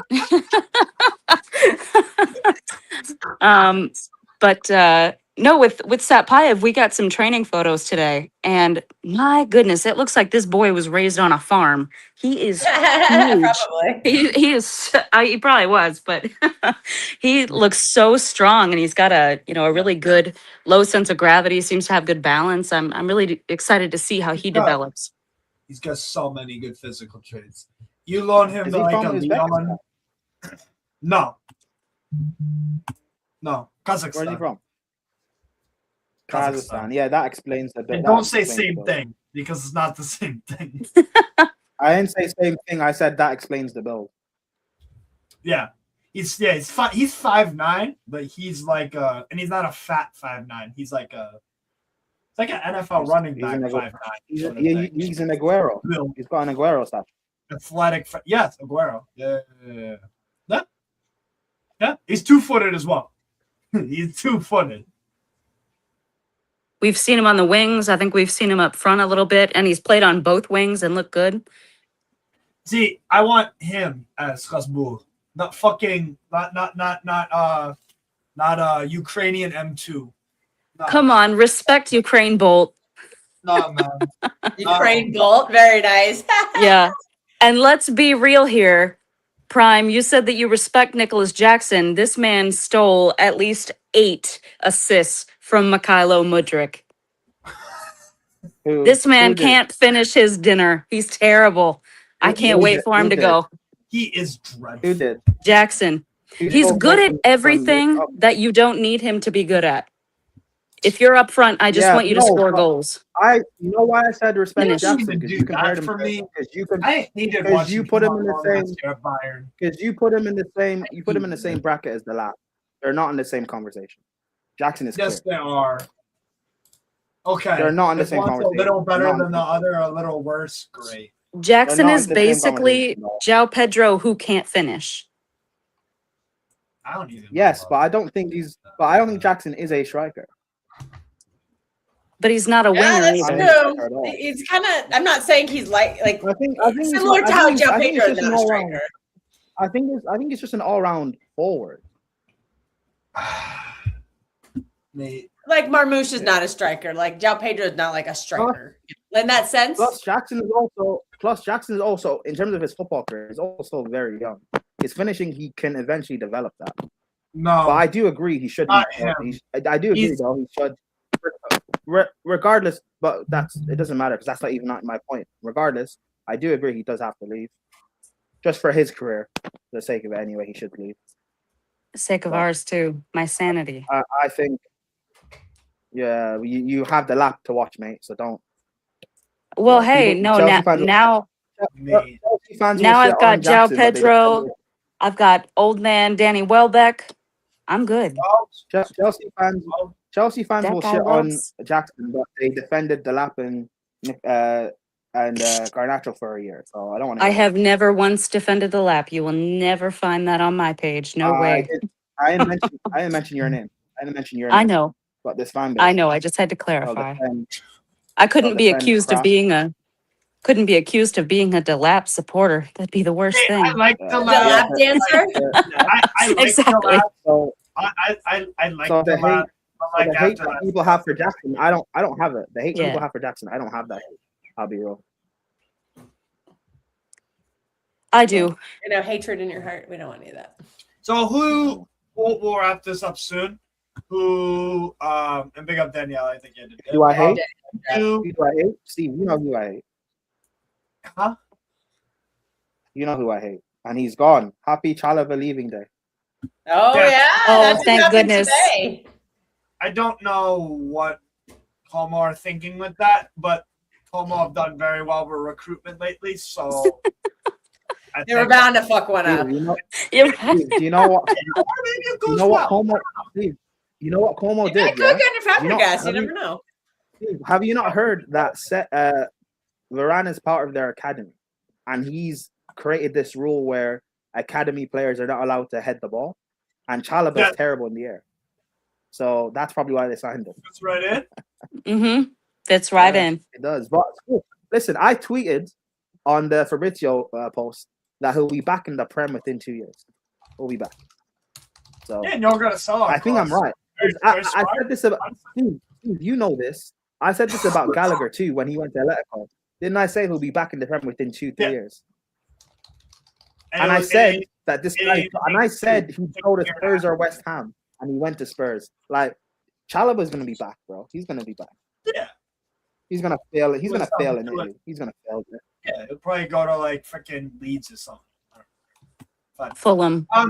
Who? Yeah, Fulham. That would make Ah, sense. Fulham is that type of club to get him. Yeah. They are. And They that'd did be our just sign revenge for another- Tosin. They did just sign another Boston's better than him. Castilla kid. What? Fulham today. They signed another Castilla kid for like 10 I think it million. was Oh, all Garcia. in, wasn't it? Like 60? No, combined? no. So I'm saying they signed two. Cesar Yeah. Palacios today for 10 million from Real Madrid Castilla and Gonzalo Garcia for like 60 million euros all in. I don't really rate Gonzalo Garcia like that. I think he is like That's a lot. Yeah. I He's Yeah. can't like believe Fulham paid that much. He's a Spanish Delap. This is the issue. He is. He's more of a Spanish Delap. Oh, Papi the lap dance? No. I like the idea of Gonzalo Garcia and Liam Delap, but like you have to be really good at the bully ball striker thing. And I don't. wait, Steve. What is the idea of the lap? Is that he's like a white Diego Costa? Oh, don't disrespect Diego That- Costa. I think he only ever had. Actually, said- I don't think he ever got a red card at Chelsea. No, he didn't. He didn't. Steve, Well, I'm The saying- lap Steve, dance For a already guy- has. Yeah. for a See, guy I- that I actually think knows that's ball, the idea. for the guy that knows ball, for a guy that hates roadrunners, I know you hate roadrunners. The fact that you can even see the idea of the lap, I question your knowledge a bit now. I'm sorry. Red flag. Red flag. The lap, Whatever. crazy, bro. I've never said this about you before, Steve. But Well, the hit lap, or miss, yeah, bro, it's a hit or miss sometimes. Okay. it's your first I ever thought, miss. I bro. thought, Don't let it I thought Nariman Akunzada for Columbus Crew was gonna do really good. Motherfucker got loaned out to Erzurum. Steve, this today. is. This is So, your worst ever take. It's your worst ever take. It's your worst ever take now. saying that you can see Okay, the that's idea of fine. that. It's the worst ever thing. That's fine. That's fine. Maybe my worst Can you ever see thing the was idea of like, Garnacho? Huh? Can you see the No, idea of Garnacho? Can you see No, that? no. No? That is, don't Oh, get me okay. started on Copa Libertadores, Megan Rapinoe. No. It's Can connected. you see the idea of Madueke? Can you see Mate. the idea of Madueke? I liked him at PSV. And it just didn't work. Because he was better at PSV. He was. But anyways, before we wrap up, we'll just do something simple. What's one player you want insert club you support to sign? Start with you, Kels. Who do you want Man City to sign? Just Anyone? one. Yeah, who would you like Man City to sign? I would. Oh shit. Elise. We're not going to, but you said Okay. we have a big problem at right wing. Nobody wants to play right wing. He's a right winger. Sign him. I thought you were gonna say Ethan Mbappe, but fair. It's okay. Oh wait, did you forget to answer Jorge's question? Oh. Or is that it? Or is that the question? Jorge is not letting this go. Which teams he is most worried about that he supports and which? Okay, of the clubs I support briefly, I'm excited about Newcastle. I dread Rangers supporting Rangers again because they're just gonna do the same bullshit. Because I saw the same bullshit against Dundee United away on Friday. Not looking forward to it. Lazio are coached by Gattuso. I don't need to say anything more. Bayern München, we're not going to sign anyone more, and our team wasn't good enough last year. Bouaddi does not make us a Champions League winning side, so excited, I guess. Maybe we can, but we probably won't. Benfica, we're the same. Mediocre bullshit. Marco Silva's all right. I hope we win the league, but probably not. And Strasbourg, we're just Chelsea's fucking feeder club, so not really excited about any developments going on there, especially with the fucking new manager. Hey, you know Uzbeki's going there though, right? Fucking arse. Get the Uzbekistan guy there, and then we'll do scout along. Kazakh. Oh, is it Kazakh? My bad. Sorry. Yeah. We have Central Oliveira. Asian. We have Hugo Oliveira as the new Racing manager from Famalicão. It doesn't particularly excite me, but he did all right with Famalicão. But it doesn't matter because if he's good, then he'll just go to Chelsea mid-season. It's whatever. Don't threaten me with that, Steve. It's a shit. No, he will. Because, yeah. Look, Blue Coat single-handedly fucked 2 club seasons in one January window. Oh, they did. Yeah, they ripped, they destroyed the momentum of Strasbourg. We were competing for possible Champions League spots in Liga. We were possibly competing, we were in Coupe de France until the semifinal. And we were in Conference League in the semifinal. And what do? You know what's we crazy? take Rosinha out, and we do not get a striker when we know Emmanuel Emega has struggled with injuries throughout the whole season, and so on and so forth. And Steve, the center back issue, and the center back issue with taking Sarr over to you guys. He does nothing with you guys, and you took him away from his development. Because he couldn't even make it in our team most weeks. It was really bizarre. Yeah, and you took away his development. But we know why he wasn't playing in the team, because apparently we prioritized the players and higher wages. You know what's crazy, Steve? If Blue Coat had only just signed a center back from Maresca. There, we answered your question, right? Hey, big up Andy in the the seasons, both club seasons end up being okay. You know, so what? They really we finished 10th. That was not okay. Strasbourg will probably finish sixth. We're lucky. Wait, did you hear what I said? What? I said our season would have ended up, both club seasons would have ended up being okay. Yeah, if y'all just didn't take Rosinha. We had signed a center back. We had signed a center back. Maresca doesn't walk. We still finished in the top 4. And Strasbourg, the way they were looking with Rafinha and stuff, with Mamadou Sarr and things, I thought they were actually going to win the Conference League. They were my pick. Them or Palace. And we were looking good to do that. But no, we just had to bring in fucking fuckface, Gary O'Neill. So Yeah, real, but he's real, gone real, real amazing decision, guys. So I'm not really excited about Strasbourg necessarily. It's up to them to get me invested. Like I said, Benfica hiding to nothing, Rangers hiding to nothing. Newcastle, I'm excited. Rebuild season with the Isla, no more Eddie Howe bullshit. Good stuff. Lazio have Gattuso. I don't even want to talk about that at all. He's dreadful. And so sometimes maybe good, sometimes maybe shit guy. yeah. Yeah, Gattuso, dreadful coach. And then Newcastle, Benfica, Strasbourg. So there you go. Those are all my teams. And my MLS team, CF Montreal, suck. Oh God. I'm looking forward to Newcastle and Bayern München. But Bayern München have a ceiling because we're not buying anyone for our back four, so it makes it all redundant. And there's a stream about this that I did with Ahmed. Zier Talks, big up to him, like 2 months ago, saying what we should do. Albeit, I like Nathan. If Vinny actually is looking to leave, which I don't believe he is, but he is available, do you want him at City? Do you want him at City? Of course. I'm in here for the fairy tale of Vinny coming home, but Vinny? Of course. Yeah, Vinny, but I mean, it's not going to happen right now. We just signed You hate him. Vinny's a club legend. I'm always going to want him back. I don't know if he's ready as a manager yet to manage City. No. Oh, I thought no. Do you know who I'm talking? No. Vincent Kompany. No, I'm talking about Vincent Kompany. I misunderstood. No, Vinicius. No, I don't know. He's like Barcola to me. He's a good player. I don't think he's like world class or anything like that.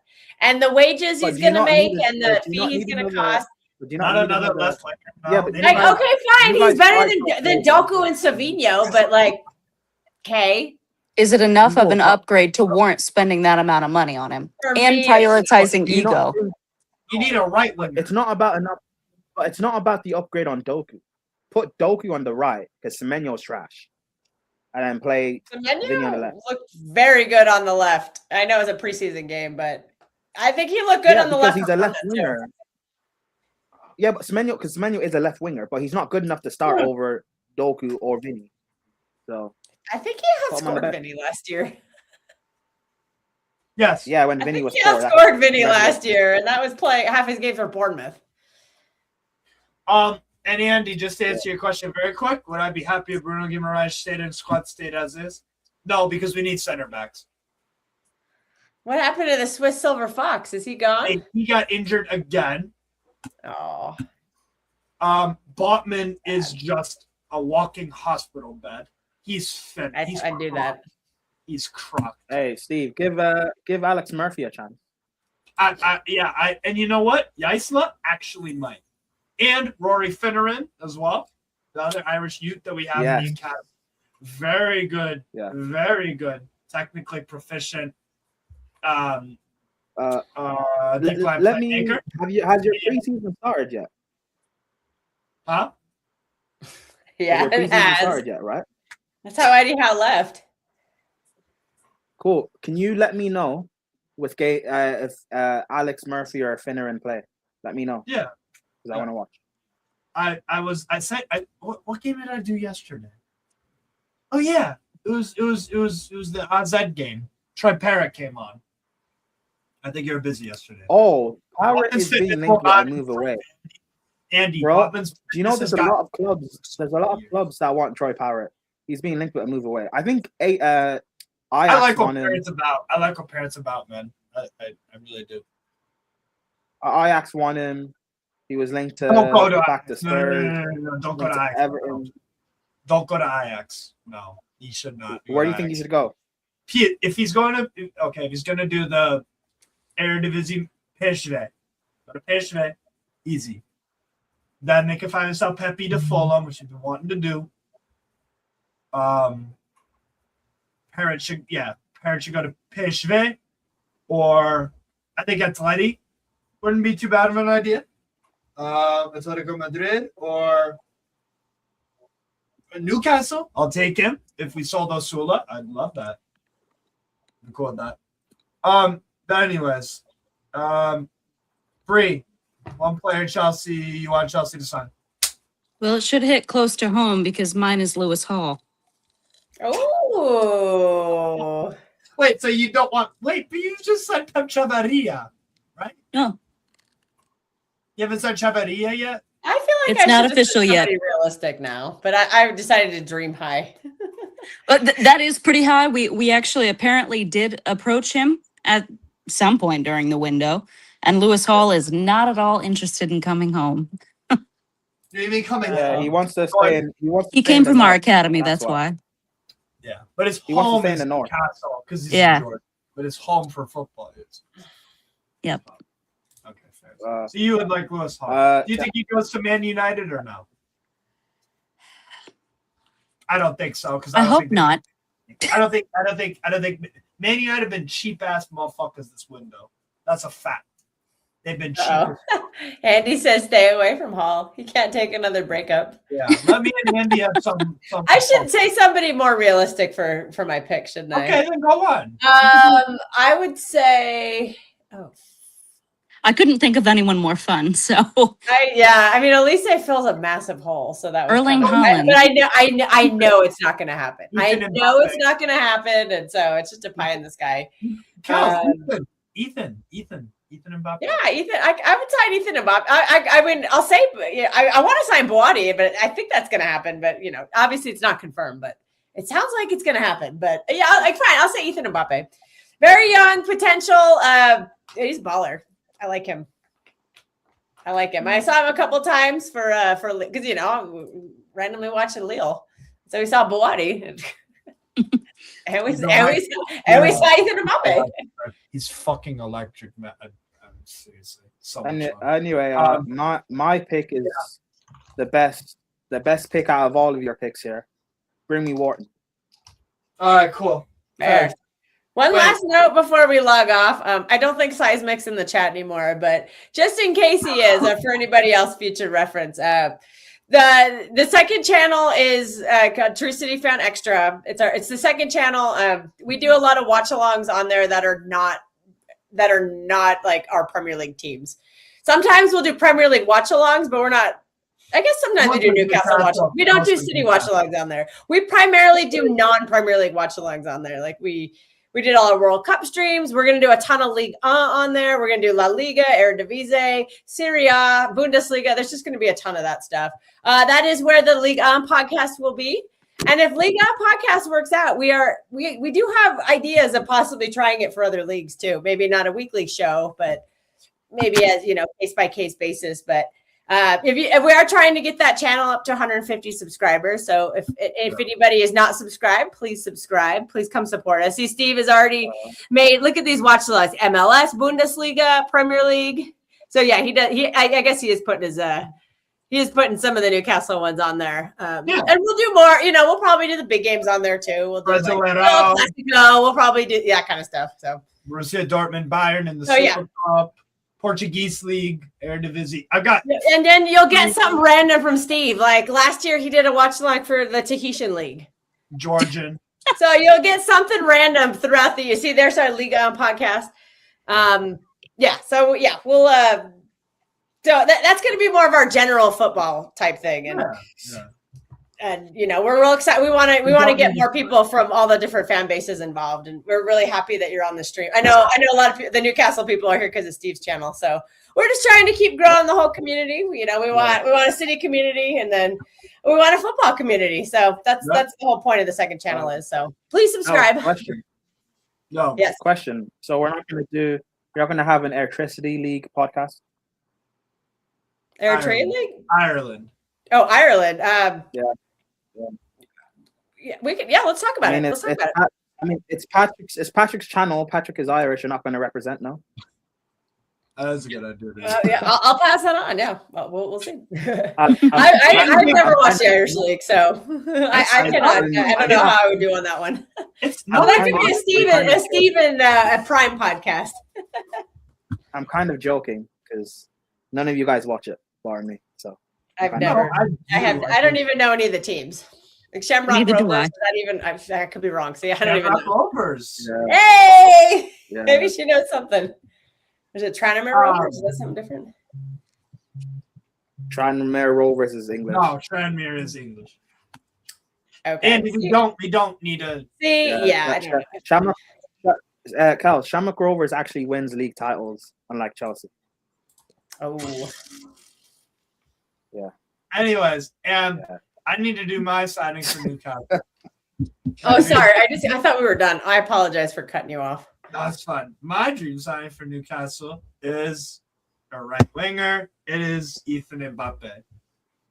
No. I'll go Endrick. Is he not more of a striker than a right winger? You can play him on the wing too. He did it a few times. Also, He did it a few times for Lyon. also, last do season. you think he'd go to Newcastle? Yeah, if we bought him, yes. We have a new project, man. We got Yaisa. We're gonna kick ass and take names. So yes, I think you would join us. I think you would. Anyways, people, that'll be it from us in the gang. Bree, great debut. Yeah. Thank you. Oh, Bree. Yeah, thanks. Bree, Thanks for wanna having get me you on, back guys. again, Bree. You We'll were definitely get fantastic. you more involved in the channel for sure. And Prime, I'd love it. it's cool to see you here. Yeah, nice speaking with you, Bree. Long time. You too. Yeah, you were one of the first people I talked to on Twitter when I first joined, Yep, like yep. back When in Chelsea- 2019 or so. I've known you for a while. When too, Bree. when Chelsea Yeah. were still somewhat good. When we were somewhat Oh, good. Now, rest in peace. For real. Yeah, back people, when that'd be it. 2019, where our biggest problem was Bakayoko. Oh God, getting like That was more our biggest problem. flashbacks. That's insane. now- people. Yeah. Take care and peace out. More content to follow. God, let us win. Please, God. Please don't let me suffer today, God. Please. Please, God, don't let me suffer today.